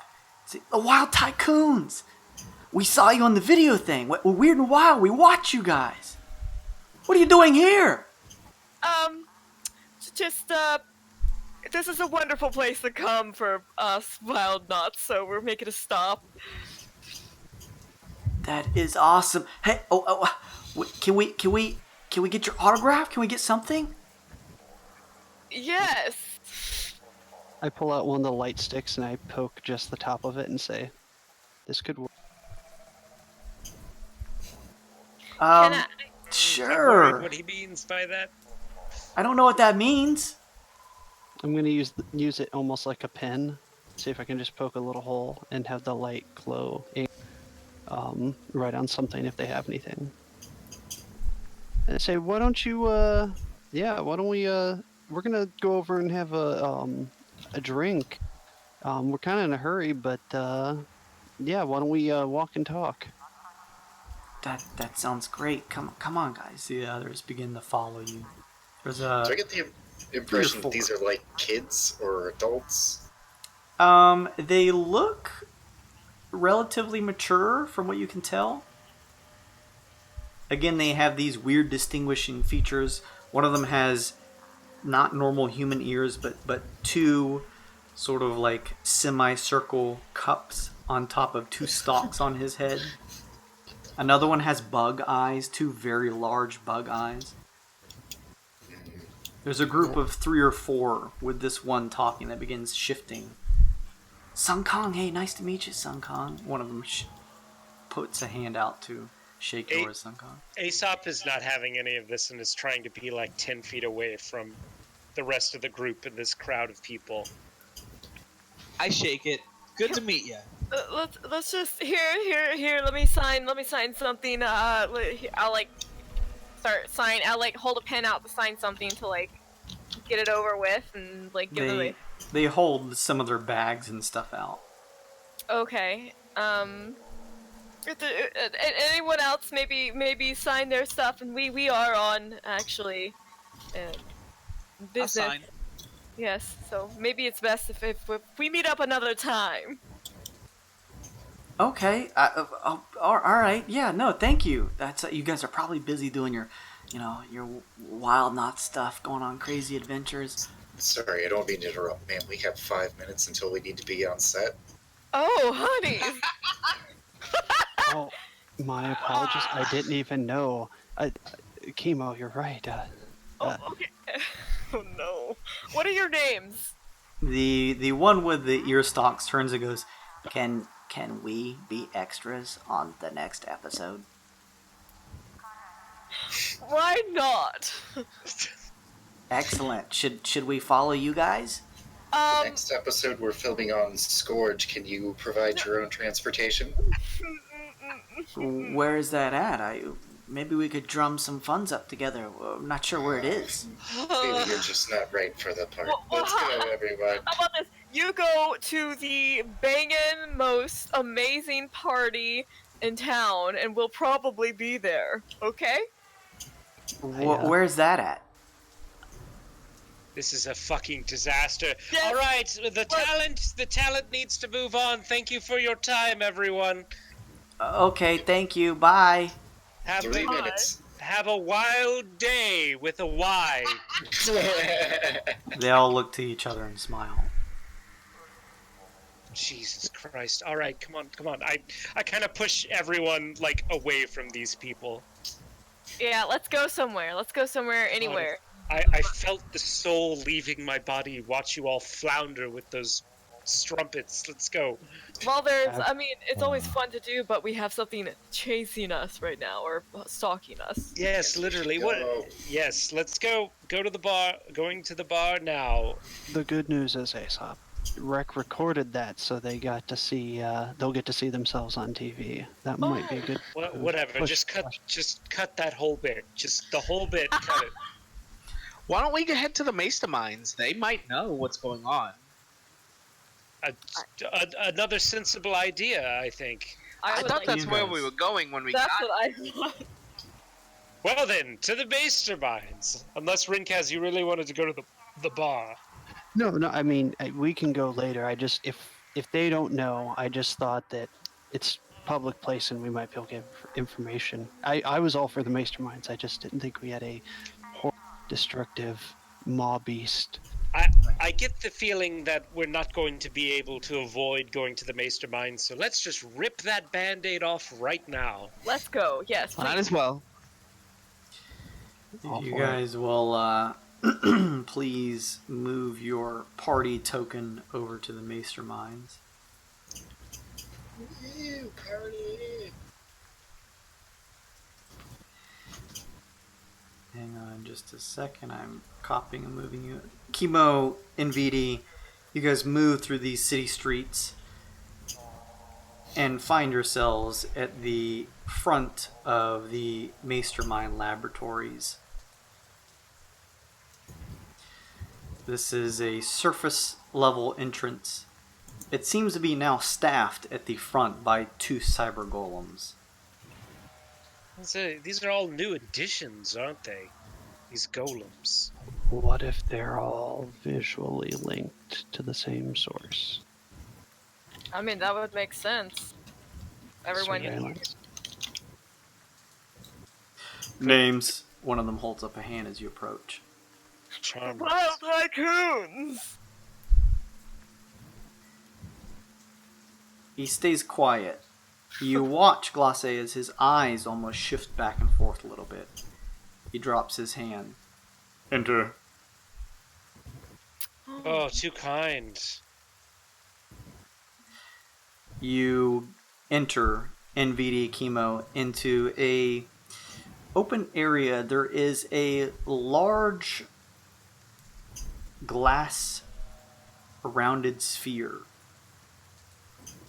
or cylinder rather, that is open on your end that you walk into. A large steel platform, circular in nature underneath you.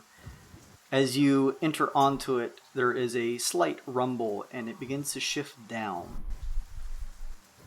Some type of steel lift that lowers you further into the Mastermind Laboratories. It seems to drop for some ways, although to what extent you guys are not terribly sure. And you soon find yourselves similarly where you have found yourselves before, in the lab of what was once X-23s, but now X-22. And I will move you over there in just a second. I just have to resize your tokens so you guys are not fucking monsters. Can we just kaiju smash through everything? Just through the fucking front door. No. No. Oh. Pretty sure Aesop's a monster at any size. Ha, ba-da-ba-ba-da-ba. Dee-dee-dee-dee-dee.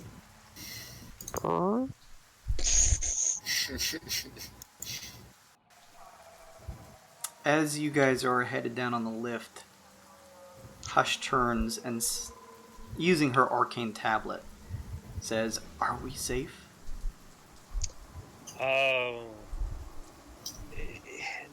Not exactly. I was doing research for these folks before I joined up with the rest of this motley crew. They do a lot of good things, but sometimes they let the pursuit of science get the better of them. But as long as you keep your wits about you, everything will be fine. We're all here with you. "What Take was your daughter that?" to work. she says. The thing following them? Oh, it was a beast made for executions, employed by the local mafia here, if memory serves. These adventures that we go on are quite dangerous. She kind of stands a little closer to you, Aesop. She'll do fine. Hang on just a second. I'm going to move you over to the other map here. If you guys will scroll to the top left.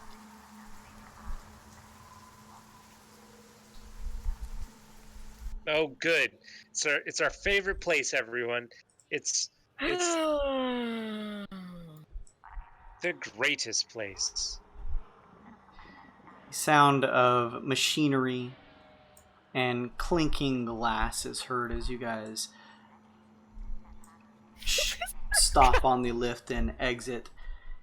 You notice, similarly to where you were here previously, a few Evoroids, these constructs shifting around, doing what looks like maintenance. One of them, just a single eyeball for a head, standing next to a cyber golem, shifting around, doing some type of maintenance on him. In the distance, you see X-22 as well as what looks like another gnome kind of messing with some flasks at a table. X-22 shifts to see you. "Ah, welcome." Wait, hold on a second. That's the fucking golem? Yes. Va boom, Jesus Christ. Yeah. It's jacked as fuck. Look at this thing. Nice. Dr. The Manhattan. blue one? Yeah. I was like, oh, they're like blue cable creatures. Like, that are just vaguely humanoid. Hell yeah, that's my new best friend. Hello. Good to see you all. Welcome, welcome. So we're here for a few reasons. Quite a few. Yes, yes. What can I do for you all? I am your representative. I am happy to help when I can. There's certainly quite a lot of you here. You've been adding to your party of the Wyld Tycoons. Yes, we have. First thing, well, our ship, our little Kui is experiencing some kind of glitch, and it's no good. Well, we don't know what's going on with her, and we need a specialist to look at her and help her. Whoa, what's a Kui? Oh, she's a part of the ship's. Arcane intelligence. Yes. Yes. Oh, an arcane intellect. Yes, yes. Interesting. Something wrong with her, you say? Yes. She keeps glitching and losing time and sort of disappearing. She doesn't know where she goes. Yes. We run diagnostics on the ship, but there's no sign of the intellect until she just voips back into existence with no warning, really. Interesting. Any idea where this may have come from? Anything she's interacted with that may have caused something like this? Oh yes, a virus. A big nasty green guy. Oh. Oh dear. I suppose. Well, if you want to bring her here, I'm happy to take a look at her. Maybe do a bit of poke and prodding. No, we can't bring her here. She's on our ship. She's part of our ship. We can't bring her here. She can't come here? No. She cannot leave the ship. She's as much a part of the ship as she is herself. I see. Can an arcane intellect leave a ship? Is there a way we can do that? She's been wanting to do typically. that. What form is she in? Does she have a body, per se? Some type of construct in which to move around? Oh, she's a cute little adorable girl. It's probably most like an illusion, I suppose you could say. A holographic projection. No corporeal form that we know of. Interesting. Most arcane intellects are housed in some type of form. The cyber golems, for instance, are a perfect example of that. Created through pure magians, giving the capability to learn over time, but needing some type of host body, a form to take. I suppose what you're implying is that, more or less, this Kui of yours is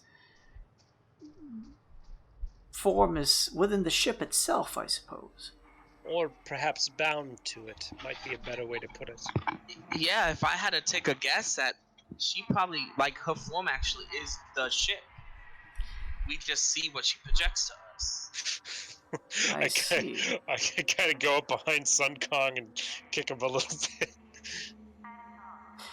Well, I suppose you would like me to enter onto your geodesic ship and take a look at her. Are you the specialist? You're really the specialist? Really? There's not who? I mean, are you? I mean, how else can he help? I guess. But he could direct us to a trustworthy Yes. AI specialist.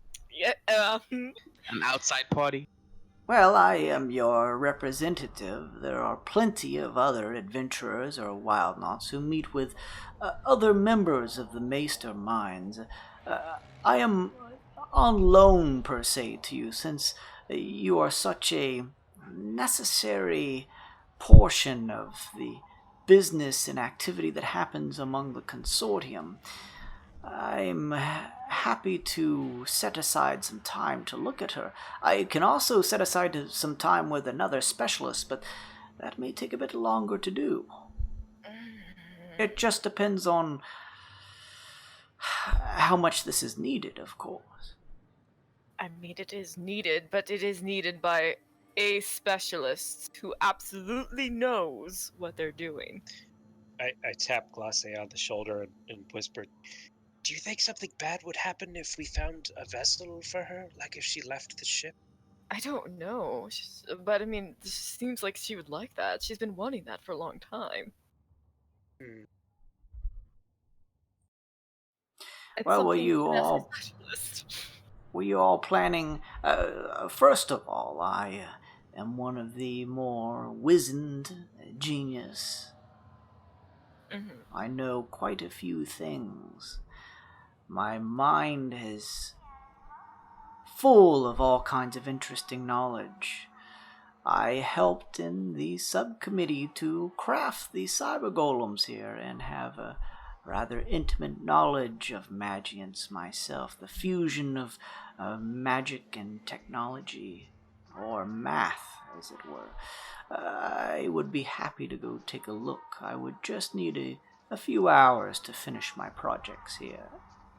Otherwise, I could happily converse with the Maester Minds and set up an appointment to have another specialist look. It would just take some more time and may cost a bit of coin. Do you guys All want right. to tell them? Yeah, sidebar. What were you saying, Glace? You guys want to tell them about the thing that's following us? That predator? Yeah, I suppose we still have a lot of other questions to ask him before we decide on the cooey matter. Maybe you could tell him it's not safe for him to come on our ship because there's a thing following him. True. Oh, that's good. You're brilliant. It's like you went to college or something. Thank you. uh, uh, so, Go ahead, Glace. Tell the man. Oh, okay, all right. At 22. Yes, You see, yes. there- He darts his eyes back from Sun Kong to you, Glacé. He's looking at the monkey. We have a problem. Oh yes, of course. Again, if you'll give me a few hours, I could clear up some time in my schedule to... Are you combat ready? Maybe we have something dangerous following us here on Neogokyo. Combat ready? No. Oh, then I don't suppose you know how to get out of the sights of a metal beast that hunts you down until it finds you and kills you? Surely we remember the names of these things. Yeah. Like, well, what were the names of these things, Chase? You guys feel like it's pretty adequate to call it some type of steel predator. A steel predator. I was close. A steel predator. How do you get rid of those? I am unsure as to how to get rid of something like that. I have my defenses, but let's just say I would not like to put them to use. If there is some imminent danger being part of y'all, then why are you here right now? Oh, because we need all kinds of information. And you're our representative. Could be following you down here. It most likely is. Maybe. We don't know. Well, I trust you to put an end to it should it show up, and I would ask that you leave the body intact. Oh, but of course. At any rate, it's no place for an elderly to go wandering about. No, I do not have the same capacity for combat as the rest of you do. Not in the traditional sense. Can you run? Oh dear, no. Oh, well, we need someone who can run. Pulse gun. Can you run now? Oh, God. You know, in fact, if it was a third party, I mean, we wouldn't want the other consortium to think that we were somehow have already made our decision about the, Oh, Oh, yes. Speaking of, have you made sure to contemplate and pontificate on your decisions? Is there any other information I could help pull you to our side, as it were? Well, it all depends on how the next few days go, I suppose. Oh, I see. A bit of a trade, a parley, as it were. Aesop audibly gulps. But listen, if you could somehow procure us a third-party AI specialist, I think it would be the most diplomatic thing for all of the consortium. I will have to look into it and speak with them about it. It may take a few days, but I could potentially procure one for you, yes. Well, we'll probably be here a few days. Perfect. I mean, there isn't any way to possibly speed things up, and I slowly reach to my pack and pull out a vial of blood and kind of look at it a little. What? X-22 looks at the vial of blood and back at you and just stares blankly. I mean, you could work a little faster with incentive, sir, and I hand him one of the vials of Tarask. Oh, okay. He reels back a hand and puts on a glove. It slaps his wrist and holds it. What is this? It's my blood. It's blood of a creature I don't think you might be able to see for quite some time. It's a Tarask. It's Tarask blood. The suspense was killing me. Sorry. Where did you get this from? A Tarask. I suppose I asked for that one. Don't you watch the show? I kind of look down disappointed. Let me rephrase that. How did you all survive to get this vial of blood? Beat the shit out of it. It wasn't easy. We had the help of other tycoons, or other wild knots, rather. Even so, we're talking about a creature, according to my studies, that can be a planet destroyer. Entire cities could fall under its swath. Casually kind of flex. Scratching me back. I mean, we are pretty good at what we do. I mean, if you'd like to know more, there's knowledge shards kicking about. There's a We lot won't of go luck over and screaming. Oh, a lot of screaming. Anyway, so yes, hopefully that will grease the wheels, so to speak. Interesting. The odds of you all surviving an encounter like that, the probability is quite low. 8%, depending on the... Ew, we didn't ask you for chances. Wait a minute. No. We're not doing this. Don't tell us how much percent. That's scary. The vial is interesting, Ringkaz, but all the same, a chance to enter onto your ship and run some diagnostics also sound quite tantalizing. I'm sure the rest of the Mastermind group would be very interested to do so. There was already one on our ship who's probably already very... Was he on our ship? Or was he on... Was X-22, 21, 23? Was the other X on our ship the... No, he bookie wasn't. one? Fuck. He was only on Amron's ship. Oh, okay. Never mind. I don't... I'm sure you'd want to get on our ship, but again, we can't be seen as playing favorites. Our hands are tied, I'm afraid. Of We course, need a no neutral worries. I understand. I'll look into this. What else did you have for me? He says as he sets the vial down and wrings his hands together. Just consider it a gift. Well.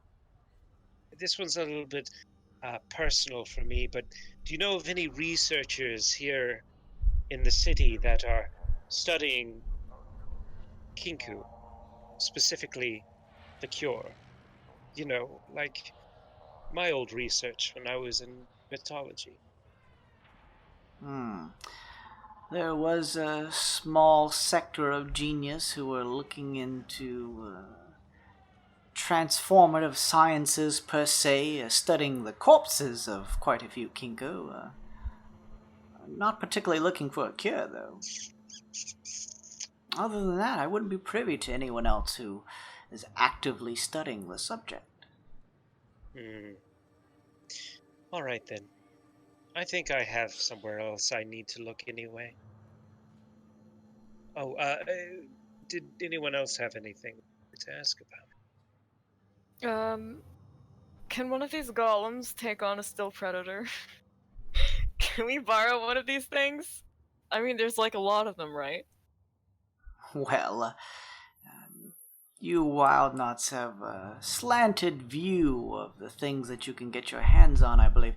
These are very expensive models, and though we are transitioning them into the security forces of the town, magians creatures have a harder time taking certain underhanded pay to look the other way when a certain group of crime is happening throughout the town.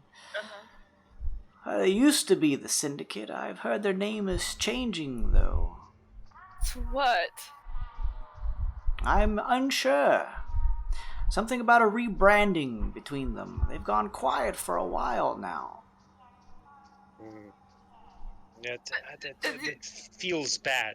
Do you know anything about Modron? Yes, quite a fair amount. Are they... I mean... Do you know anything about the Syndicate and the Modron? Do you mean in tandem with one another? Yes! Oh, no. The Modron are creatures of the highest order.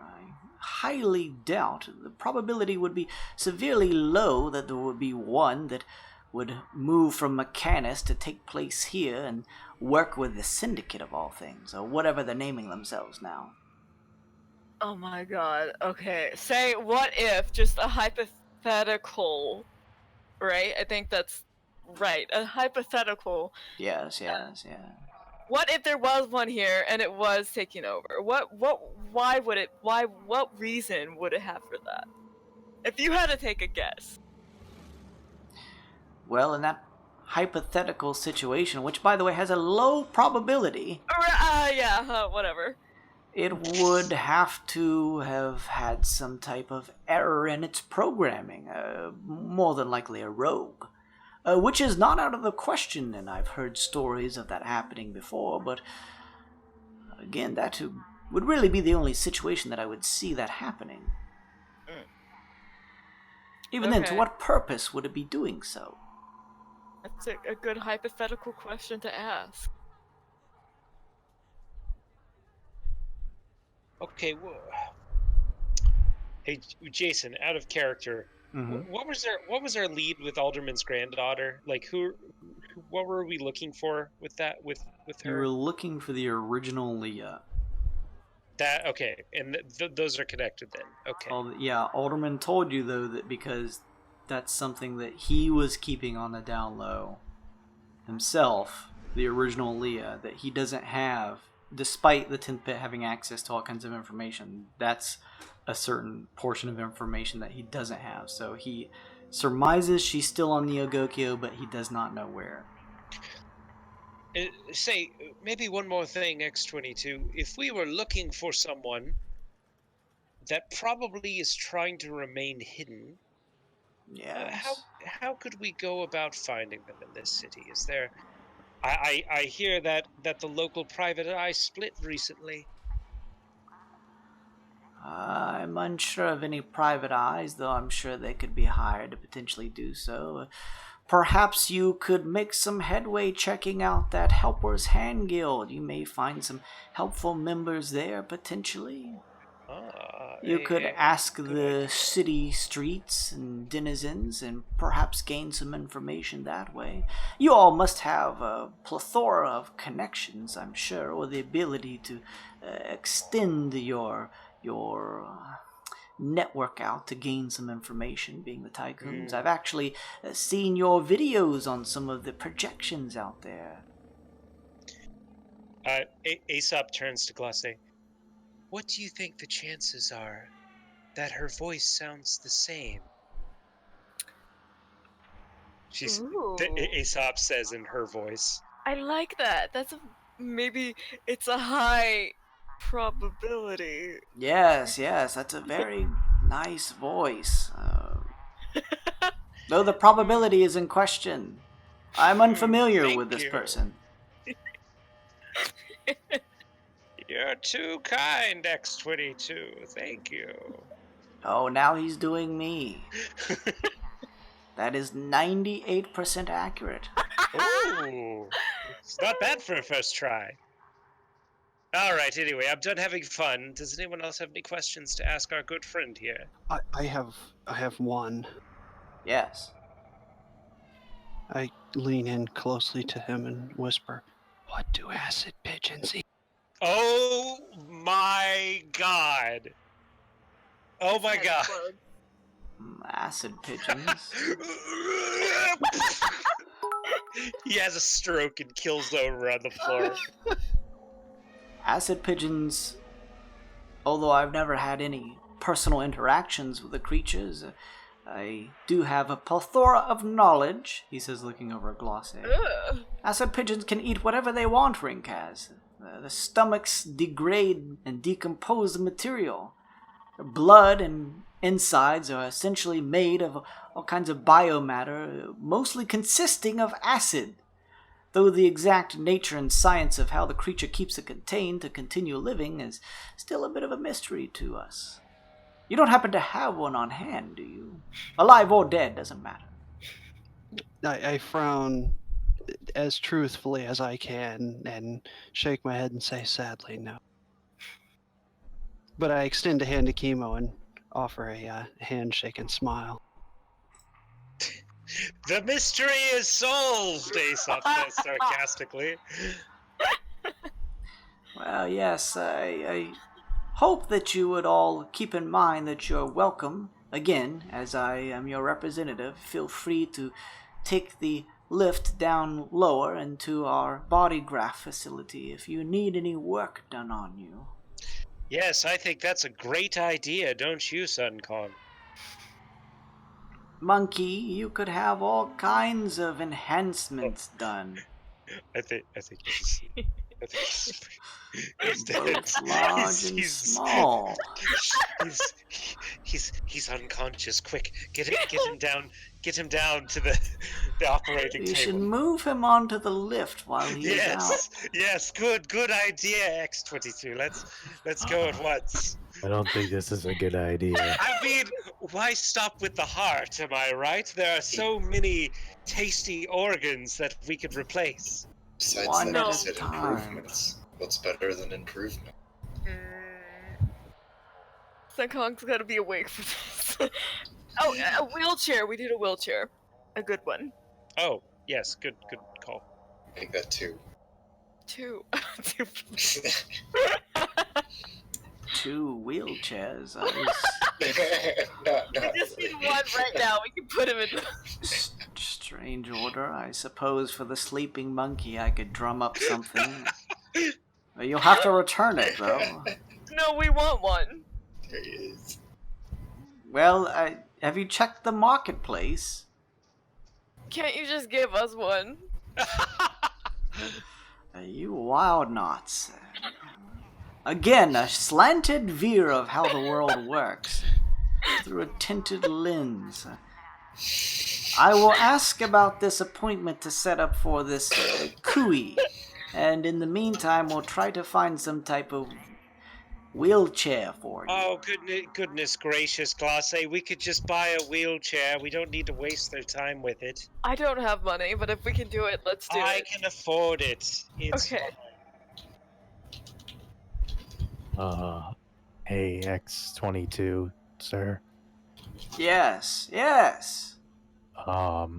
You remember the part where there's something mean and scary following us and that you can't fight it for us? Oh, I rarely forget anything. Yes, whatever your name was.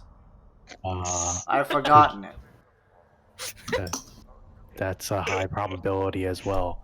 Do you think maybe we could get some clearance to have some of our more important equipment on us in town in case this thing gets out of control? Oh, absolutely not. What? Those are just the rules. That would take quite some time to shift the laws on something like that. Well, this thing is a weapon itself. Why aren't you guys going after it? Well, certainly if you happen to see it again, alert the nearest cyber golem. That's why we should bring one with us. I look to the cyber golem that's across the room and try to alert it. Do you need help? Oh, that's great. Just help. I Yes, mean, we- You can't take this one. He's under maintenance. Oh. what a It's- better field test. The It's cyber fine. golem. They dot the city. If you find some trouble, there should be one close by within a few blocks at the very least. We're working to expand them out there. For such reasons as this, Glace, the city is mostly secure. Of course, I'm sure you folks have dabbled your hands in some things to get into a certain amount of trouble, but largely our streets remain clean. If anything pops up or is dangerous, or you see anything of trouble, alert the cyber golems. That should help. 22, no offense, but I don't think you genius are much of the street goers and don't really understand what's on your streets. Well, we built the entire planetoid, so I would disagree. He's got you there, Glace. Yes, but there's a whole... I don't know, I just feel like maybe if we have somebody, like a golem, that just is with us. Come on, we've got a golem, I say, and I pinch Suncom's biceps. Isn't that a golem back there? X22 says, pointing at Clatter. He's got you there, Glossy! He's not though. He's a magical suit of armor. What's the difference? Very similar in makeup, truthfully. Can you make him a golem? Can you give him a personality? Make him fabulous. Can we Not do that? for free. Oh, for discount? I give him a little wink. One thing at a time. You want this cooey thing looked into first. Let's set Yeah. that up. That's infinitely more important than making Clatter fabulous. Infinitely. Okay. Whose mechanical avian-like creature is this? Let's say. That's Oh, cute. sorry. Point That at Chemo. would be my avian type creature. Interesting. Did you build this yourself? No. Freak has helped me, and so did. Shit, what's the little meteor's name? Chunk. Chunk. Dunk. A tinkerer. Tinker. Your makeup, your race. What are you? Wow, you can't just ask someone that, X22. Christ Nice way almighty. to ask that, and that's not it. But I'm a Shadow Kai. Not bad for Shadow Kai. What does that mean? Oh. Oh, goodness. I just mean to say that when it comes to pioneering technology, the genius are the most superior. Anyways, Oh. Monkey, feel free to go down to our bodygraph facility and get some work done. Or any of the rest of you, of course. In the meantime, I will do what I can to set up this specialist to take a look at this cooey, as well as try to find some type of wheelchair if you can't, of course. I think we'll be able to manage. Yeah, and do a background check on this guy. We don't want any criminals or anything coming in. They will come straight from the masterminds. They will be cross-checked and triple-checked. They'll be fine. Also, if you run into any trouble, which your group seems to, as you are wild knots, of course, alert the nearest cyber golem, or, more importantly, stay away from them because they're very expensive. Just run for once. Not our style. Also, ignore the knowledge vid that's currently airing where we're running away from something. Don't worry about that. Yeah, skip that episode. Yeah, that's not a good one. Well, was there anything else before you headed out? Guys, was there anything else? I think we touched on pretty much everything. Oh, make sure that your portal device is tip-top. Oh, the work that you helped me out with worked out quite a few kinks in the system. Everything is working out relatively nicely. Some very minor reports of some portals happening way up levels above the surface, but otherwise everything is fine. Nothing related to the underground facilities of the Mesa Mines, of course. One last question. I'm sorry, everybody. Do you know about a planet made of Trasks, or with Trasks all over it, not made of Trasks? Jesus. Sounds familiar. Uh-huh. I've heard of something similar, although I certainly don't believe it would exist anywhere in the Twixt. Okay, but what is it that you've heard of? Well, that it is a dry, barren wasteland of a planet that houses nothing but lizard-like creatures. Those of the underground, of a much smaller nature, even smaller than you yourselves, and mostly on the surface level, the Tarasks. Oh. Okay. Well, Why do you ask?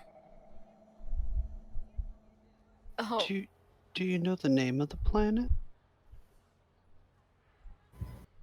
I believe it was called Fox.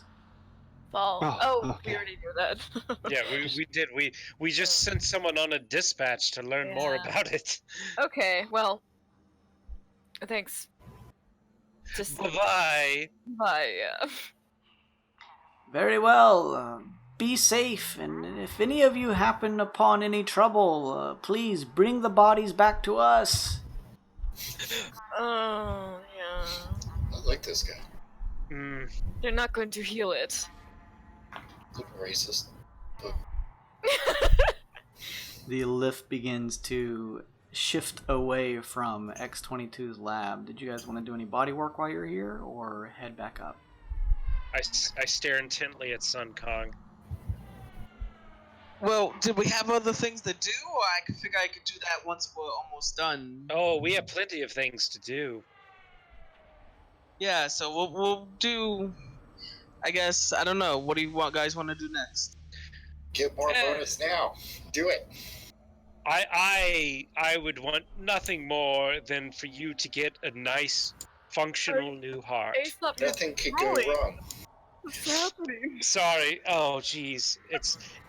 Oh, look! I'm holding a jar of preserving. Where did I get this from? Oh, silly me. That's for your mayonnaise. No, that's synthetic. It lasts hundreds of years. With That's disgusting. no degradation of flavor, I might add. How's it different than regular mayonnaise? Well, texture gets a little crusty, but anyway, that's beside the point. I think we need. How about we split up? What do you think? With a predator. With the predator, yeah. I'd like to stay together Come with the on. predator drone thing. Well, but he seemed mostly interested in Reenkaz and Chemo. We're not splitting For up. now. I suppose. All right, fair enough. Fair enough. If nobody's gonna get body work done, then let's go. Ah, man, I'm sure I'm glad that I got these wings when I did.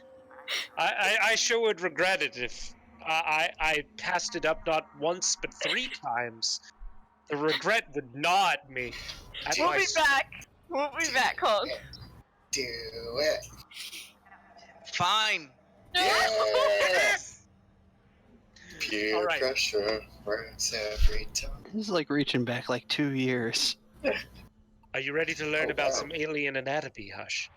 Who's staying with me? Yeah, I'm not staying here by Me. myself. Me. We'll stay. Yeah, Kimo will hold your hand.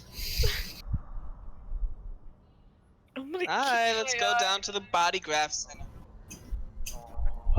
Jashini, do you need any upgrades while you're in here as well? You're going to pay for this woman's upgrades? What kind of things can I get down here? Allow me to introduce you to X-22. I think you guys could friend. I'm not sure about that one. He seemed a little odd. He is a little odd, trust me. He might do experiments on you. I mean, someone said. Not the fun kind. Not the fun kind. How Let's pick- expensive are these things? And Beanie. I And don't- Beanie. I don't even know what they're talking about, but I just figured I'd be polite and ask. Perhaps Honey. I will take a look once we get there. The lift lowers deeper into the Mastermind facility, lowering some floors. You guys reach the Body Graft Center, where some genius greet you, and you are able to take a look at exactly the offerings that they have. For the low price of 50,000 gold pieces, you could get the final Wyrd installed if you'd like. Yeah, that's what I want to do, man, but we don't have enough for that. So, Sun Kong, you hold a logbook in hand with the various operations that they do. How long will it take for the steel heart? Let's take a look here. process of attaching or removing a graph requires laborious and intensive surgery, causing the creature to lose half its hit points and expend all of its hit dice, which it can then recover through magic or rest. For 24 hours, the creature must recover after the attachment of the graph, during which time it can't use the effects of its graphs. Masterminds charge a service fee of 25%, the base price if you are any race besides Warforged, Plasterine, Evaroid, or Genius. So just keep that in mind. A day's rest, as well as an extra 25% upcharge. So, we get this done, we get a wheelchair, and then we find a base of operations where Sun Kong can rest up. And Maybe hopefully we find- one that's... Sorry, but hopefully one that's also safe from the steel predator. I like it. Maybe we find the base of operations first. Mm-hmm.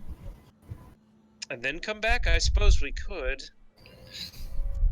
Just thinking, like, we don't want to carry around somebody who needs rest and not Well, can't find we some stay place to go.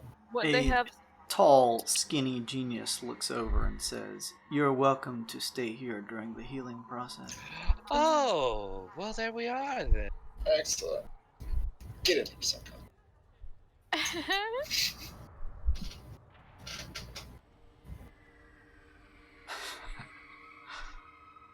So what say you, Kong? I'd rather not stay here, but I mean, I guess I will. Can somebody else stay with me? I Oh hate yeah, I these think people. we all are. Right? Make sure they don't plant something inside me. Oh, Oh, don't Ace worry. up. Yes, I'll be very close by. At least not anything that I don't want. We only plant inside you what you pay for. I trust them implicitly. I don't Alright. trust them, Hush. Ukong's gonna be so mad. Ooh. Well, she doesn't have to know. Alright, so 25%, so that would be, it's like 2812 or something? I think, right?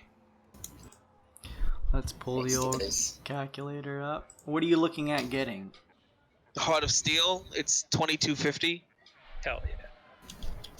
Alright, so 225 times 25. 2813. 2813.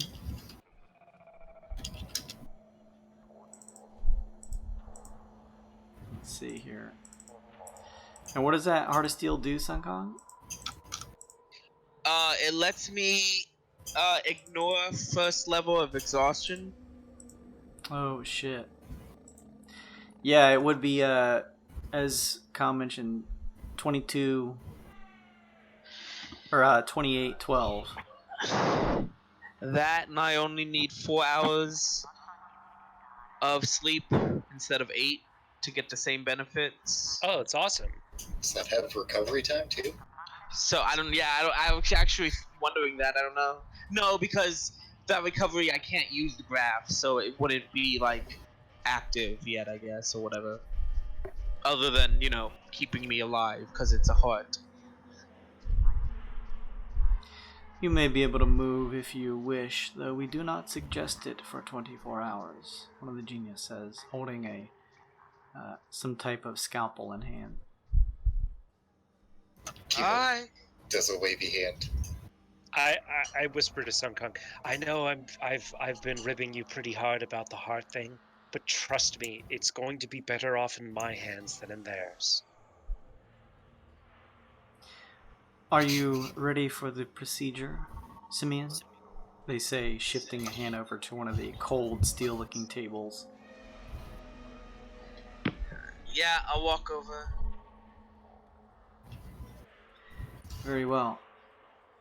This procedure will take some time, and then, following 24 hours of rest, you all should revisit then.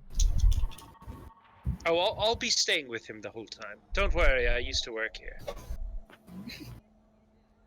Very well. Then we shall begin the procedure. Onto the table, Simeon.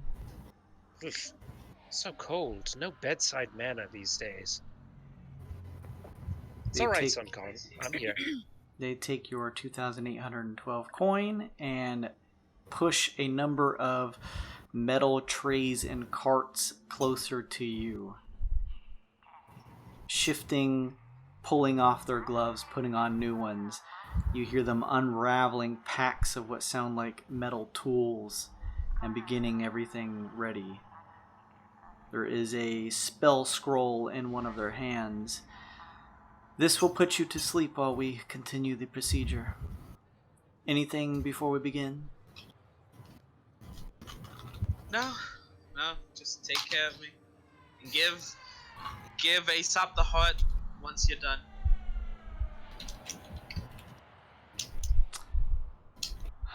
Very well, they say with an almost saddened demeanor.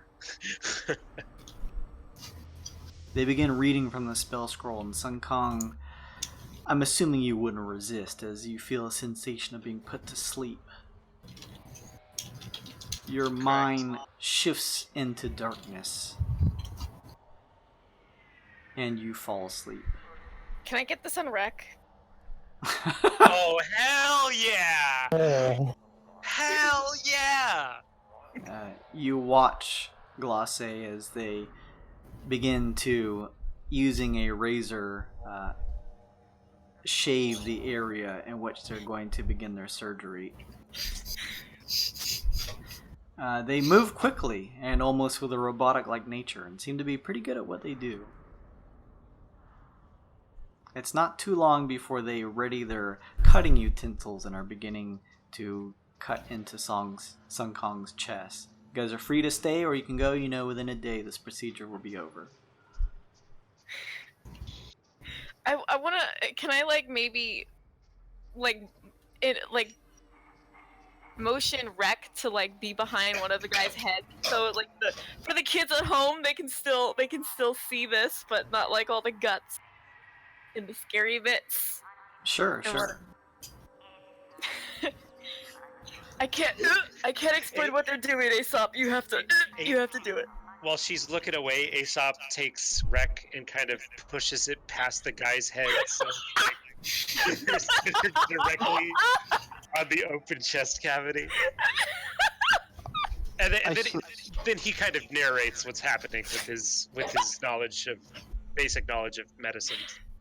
Should you be looking at this much blood, Aesop? Oh, it's completely this is, I guess, in and out of character, but it's completely different when it's in a medical setting. It's not primal thing like that. It's more like a reagent, really. It does make me a little bit peckish, though. Beginning incision, one of the genius says, and you watch the scalpel begin to cut into Sun Kong's chest. Oh, I can't wait for Sun Kong to see this. Oh, he'll love it. Making one incision down the sternum. Are you guys all gonna stay on watch? Yeah. Glosse trusts Aesop to entertain and say what he needs to say. I'm gonna wait outside. Alright, Glace gets ready to head on the lift and head back up to the surface. Anybody going with her? Oh, to the surface? I thought there was a door I don't want to leave my group. I mean, yeah, the only entrance is the lift that lowers into this area. Okay, I'll stay. I'll sit down. I'll sit kind of by Glosse to block her view and still kind of look over the corner and watch, because I'm used to ripping into things primarily, and slowly eat a pack of rations while. That's the worst part. I pan Rek over, and Rick is just slurping down beef stroganoff in the operating room. In my head, I saw cup noodles, but yeah. Yeah, that's good too. Occasionally, popping up to look at the gross surgery and then back down, scarfing more. Chewing with his mouth open and everything.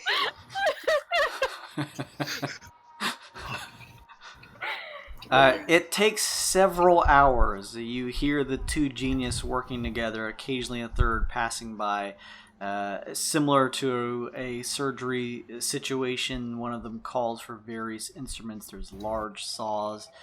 You see them cutting into the sternum, removing ribs, and shifting things around. Oh. A metal tray is pulled up, and you see Sun Kong's heart being pulled from his chest as another one is being worked in. This one made of steel. Oh, here, I'll take that from you. It's fine. Oh, he doesn't have any gloves on. Oh. The genius hands it over to you, Aesop. Immediately place it in the jar of preserving. All right.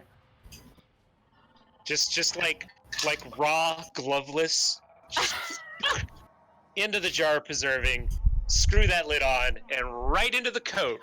Just right into the coat it goes. They turn back and continue. There's a lot of language that is in common, but is of a level that you guys are not used to, except for maybe Aesop, as they continue their surgery work.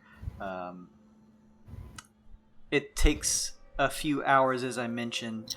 Towards the last hours, they hook up all of the necessary pieces for the steel heart.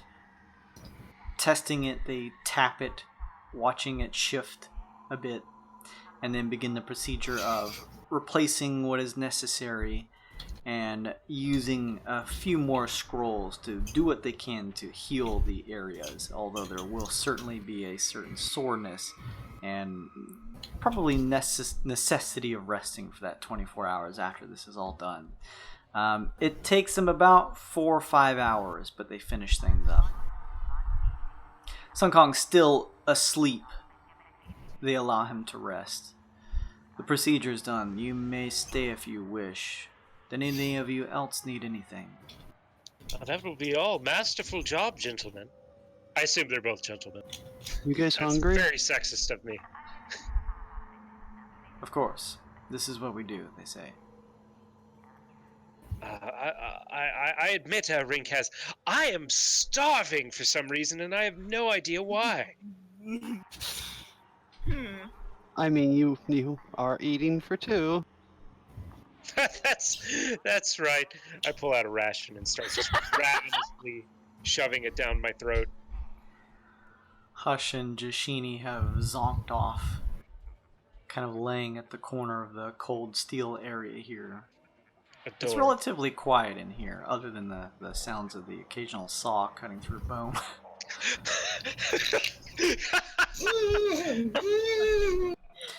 Shifting around, you occasionally see not a genius, but what looks like some type of like insectoid-like creature standing on hind legs. A long neck and face that resembles sort of like a caterpillar in nature to some degree. That's What the hell is that? in the same room as us? It shifts by, yes, and it also has almost mantis-like hands, as well as accompanying clawed insect-like, more humanoid-like hands. Ugh. Fuck is this place? Hello? It steps up as they are finishing on Sun Kong. It grabs from a tray, not really paying attention to you guys, even though you said hello, Aesop, a needle and thread. And grabbing it with its mantis-like hands, begins to, almost with a clockwork precision, run the needle and thread to sew up his chest. Oh, good. It snips the end and finishes and sets the other pieces of equipment back on a tray, and begins to head off. Makes a chittering noise as it shifts away. That was weird. That's what you want to hear in a hospital. Yeah, chittering. Chittering. Any The sort. Bian waited inside of Sun Kong the whole time. Sun Kong, wake up! They're removing your heart. Sun Kong, hurry! You're going to die. You've.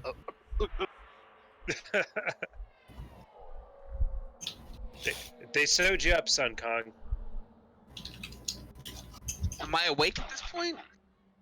If the others want to wake you, they can. Let him sleep, or not if there's RP opportunities. I mean, to we can Kevin. prank him. That'd be funny. I mean, I'll say like Sun Kong, if you want to be woken up, we can say somebody wakes you up. Well, it's hard for them to wake me anyway. They have to try. Oh Oh! no! Kimo was gonna try, so go. Slap slap. Sun Kong. Slap slap. Sun Kong. This is Slap great. slap. We gotta go. Slap slap.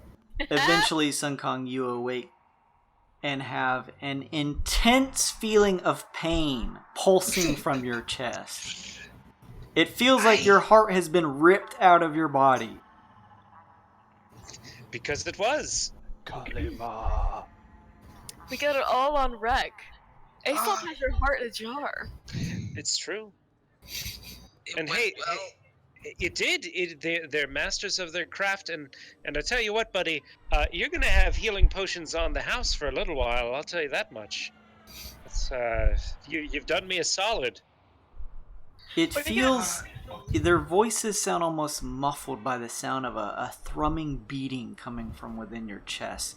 There is a flaming pain coming from your chest, but at the same time a sensation of like a cold, metallic like coldness within your rib cage at the same time.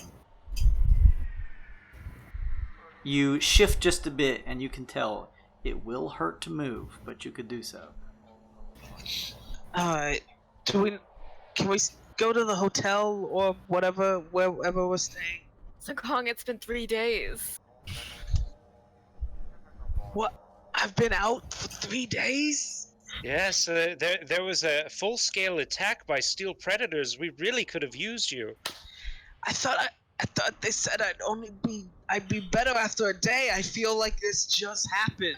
Oh We yes, ate most of the rations. There's not much food left. yeah. It turned out you actually had 3 hearts. They had to remove all 3 of them. You see.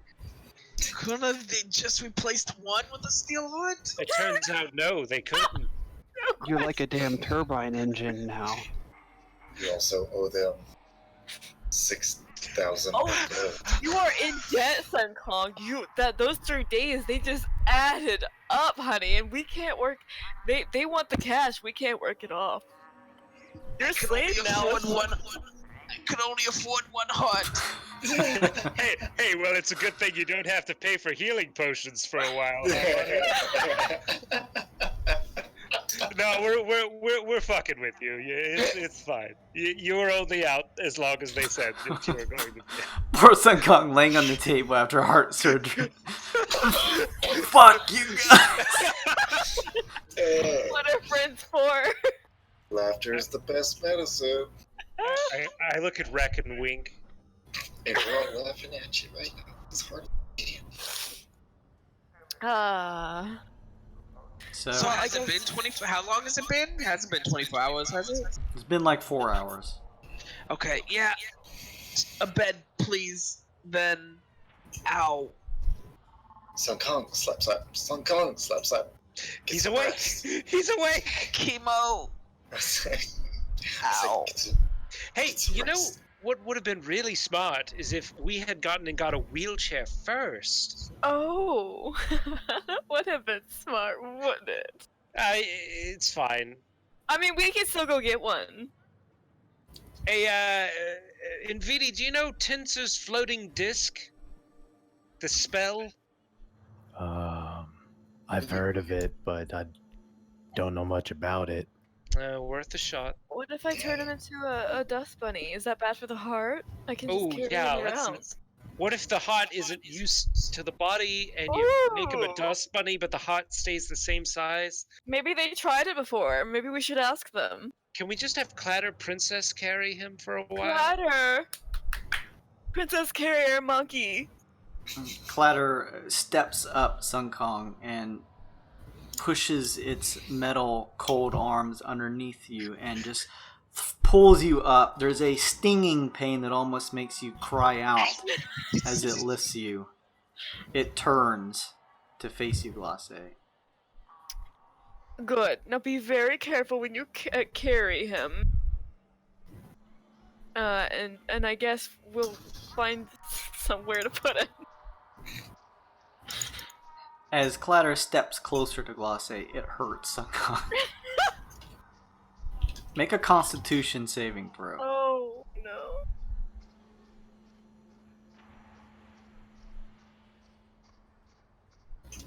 Use your inspo. It's use your inspo. Sun Kong Mucky. When I've oh my god. You remember that scene from Alien when the alien just shot out of his stomach? That happened to him, didn't it? Your You all- heart You all explode. look and see that Sun Kong has, within seconds of being picked up, completely passed out from both the exhaustion and the difficult to handle pain that he's going through. Okay, Clatter, put him back down. We're not gonna. I mean, well, maybe this is good. Maybe we can actually just carry him now that he's Clatter leans down and just lets him onto the ground. Oh, goodness. Can I get a genius to give us assistance since they provide this kind of stuff for their patients? One of the genius steps up and says, "Typically, most visitors rest for the 24 hours. This is unconventional to leave the operating tables as soon as the procedure is over. Oh, so this is the first then? This is probably the reason why your friend has become incapacitated." We can let him rest here then, right? Yes. Like right here on the ground. It's safe. It's safe. We give him a pillow. We don't have to lift him up again. We don't want to hurt anything. Maybe we should leave him in the bed instead of on the floor. That seems unconventional, though I suppose you could do so. But Clatter, pick him back up and put him on the bed gently. Clatter picks him up with a bit more ease this time and sets him back down onto the metal table. This isn't like an Always Sunny sketch. This is a fucking nightmare. I think you're right. We're the worst fucking friends ever. we fucking lied to him about the days. You guys are assholes. Jesus, it's not like it's heart surgery, guy. I'm crying. Okay, let's leave Clatter here and tell Clatter to protect him while we go get the wheelchair or something. Watch the monkey, Clatter. Make sure that genius don't put anything inside of him, other than medicine or something. But I don't think they'll do that. It might cost extra. Clatter Okay. turns around and, as far as you can tell, watches over Sun Kong. One of his arms laying off of the metal table, unconscious. We got this on rec. Oh yeah, this is great. Ukak's gonna be so mad at us. It's a fucking comedy episode right now. Do you want the good anesthesia and painkillers? No, do you get like a stick and some twine and, like a heavy rock to knock him? You know, I still have a tranquilizer bolt. If Well, it's too late now. anyway, Jason, I don't want to. Oh, sorry, I'm getting an echo from someone. Okay, now it's good. I don't know if there's anything we need to do to like role play this more than it needs to, but like go to the market, get wheelchair, come back while making perception checks for steel predator. So you guys know, just as we wrap things up here, that it will probably take another 20 or so hours for Sun Kong to fully heal. So you're more than welcome to, as you mentioned, spend the night at like you guys know that of the Mecha Capsule hotel that you could go to. Alternatively, you're more than welcome to, go to the district, the market district, and pick up a chair and head back here. Psst, Chemo, you got thieves' tools, lockpicks, that sort of thing? Yeah, boy. Oh, perfect. Y'all want to head to Decker's? Oh, yeah. Yeah. Get a wheelchair, head to Decker's? Okay. All right, Hush, here's the thing. Your father's very unscrupulous on these adventures sometimes, and I'm about to pretend to be an invalid. She And I'm gonna need you to writes push me on her around. arcane tablet and turns it around. I know. I know, it's in knowledge shards. It shouldn't be a surprise. But anyway, yes, let's go get a wheelchair. So we'll just speed this up. You guys head outside of the mastermind facility, allowing Sun Kong to get his rest in. Much needed rest. How you guys fucked with him so much. I can't believe that. We only fucked with him a little. Platter, on the other hand. You are able to find a metal wheelchair. We'll just say for like 10 gold. Yeah. Not to belabor it, but if I can, I want to find like a really like heavy duty like good wheelchair. Maybe it's got like some augments to it or something that can monitor health statuses or something like that. Because she seems like she's in a pretty delicate position. But if there's just a metal wheelchair, I'll make a high or low d20 roll. Ooh. Oh no, Jason, you know I'm not good at these. Too low. No, too high. Do high. right. Even in Fate's hand. High. Inspiration. Come on, yeah, inspo. Inspo? I guess so, right? Yeah, do Don't it. get another chance. High, get high as fuck. Okay. Yeah. All right, let's do high roll with inspiration. 3, 5. Okay. Kyle! Oh. It's a good thing I used my inspiration. There is a standard. Both of them are relatively bulky. They're made from what looks like pure steel. One that just has the typical accoutrements of being a wheelchair for 10 gold. The other one, a more advanced one that seems to use some form of magiance to just kind of monitor the life systems of the subject sitting in the chair for 100 gold.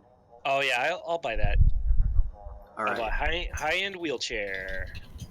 It doesn't have any sort of advanced features in terms of like shifting around on its own per se, but it's easy enough to push around in its form. Sweet. You pick that up and begin pushing it around. You hop in and Hush sort of takes it back, pushing you around. Yeah, this is just to if we need an alibi, I guess. We're gonna go check out an old friend of the party's. See if their old domicile is unoccupied. You sit into the chair, and as you kind of acquaint yourself with it, you see a glass panel on the side that has a number of glyphs and stuff reading on it that you, Aesop, with your tenure, can surmise that it's sort of some type of like life readings and stuff like that. Signs of wellness. There's a glow of a greenish glow showing that you're relatively healthy. Yay! Hush pushes you guys through the alley streets. Everyone make a perception check as you head towards Decker's office. Ooh. It's just I'm a gonna- 10 for me. Ooh. Based on what? Site? Based on sight, sound even. Oh, do you have a difference between your perception checks too, Keem? Or NVD? If I get to use Jira's senses, I get advantage on sight. Then yeah, I'd say that counts. I was 24, not 26. Okay. 23. Everyone above 23. it. You guys peer around as you make your way through the streets, keeping an eye out, as you mentioned, for anything suspicious. You occasionally see the cyber golem, as pointed out by X22. You do not see the steel predator anywhere. Oh, good. Whew. Hey, we're in the clear.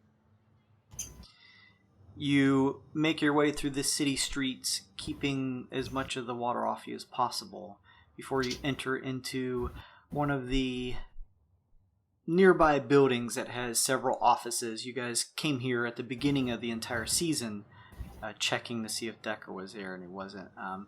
You ascend a couple flights of stairs and find yourselves in the hallway that leads to Decker's spot. And sure enough, as you came here before, you see the front steel door that leads into Decker's office. As you approach it, it looks as though it is pushed slightly ajar and there are no lights on inside. Ooh.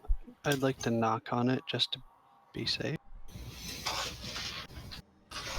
Rinkaz steps up and just wraps his scaly knuckles against the door. It makes a kind of compounded, like knocking on hard steel sound. It's not as loud as just kind of knocking on that kind of lightness of wood is, but it's loud enough to, if any occupants were inside, that they would probably stir. Make a perception check, Rinkaz, as you're standing next to the door. I'd like to. Alright. Yeah, I'll go with the regular one. Sorry. Perfect. Oh, good. And I was going to use my inspiration too. Just saying, it's temporary. You hear, it sounds quiet. You don't pick up anything. I look around and look to them. I say, I don't hear anything. And I shrug and just say, I got a carton of magic, so... I don't think he's here. As you say that, Rinkaz, in the darkness of the room, you hear, well, if you would have told me that... Oh, shit! Oh, shit! And pulling the door open, only lit subtly by the hallway light and now a majestic in mouth, you see Decker step out. We I really give him a didn't big old hug. we really didn't expect to see you here. Give him a hug. He pulls back what you can see, Rinkaz, is a pistol similar to yours, as he kind of puts it back behind, sort of like in the belt of the pants behind his trench coat, and kind of gives you a hearty slap on the back with a hug. With that is where we will end this session. Yeah, good cliffhanger. Yay! Doesn't he know those guns are illegal on this planet? Our I mean- Decker. He's got. What is he doing on this dump? He's rich. He's a robot ready to kill us. No. Thank you guys for sticking around. Thank you everybody for watching. Thank you Gravity 2DX for throwing some bits our way. That was very nice of you. Thank. Remember everybody, follow us. Once we hit 100 followers, we're giving out that D&D box starter set. That'll be cool. Also, you can check out all that cool fun stuff in the extension. Vote in our poll on Twitter. We'll put that poll up for the next character to appear in the tavern. You'll build up loyalty points. You can use them there, or you can buy cool stuff for the players, like extra inspiration, all kinds of stuff. Aesop's character got an extra bit of inspiration that I think had some real story effect. It did. Changed some things a couple sessions ago, so it's kind of cool to every once in a while have someone buy something for the party. So yeah, go do that. Go check us out on Twitch. You can see all the details of all our cool stuff down below on our Twitch page. If you missed any of these episodes, we have the VOD stuff on there and YouTube as well. Next session is session 50. Ooh, Holy shit. that's crazy. Thank you guys for sticking around so long. Hopefully there's plenty more. Session 50 of Season 2. Season 2, yes. Here's to 50 more.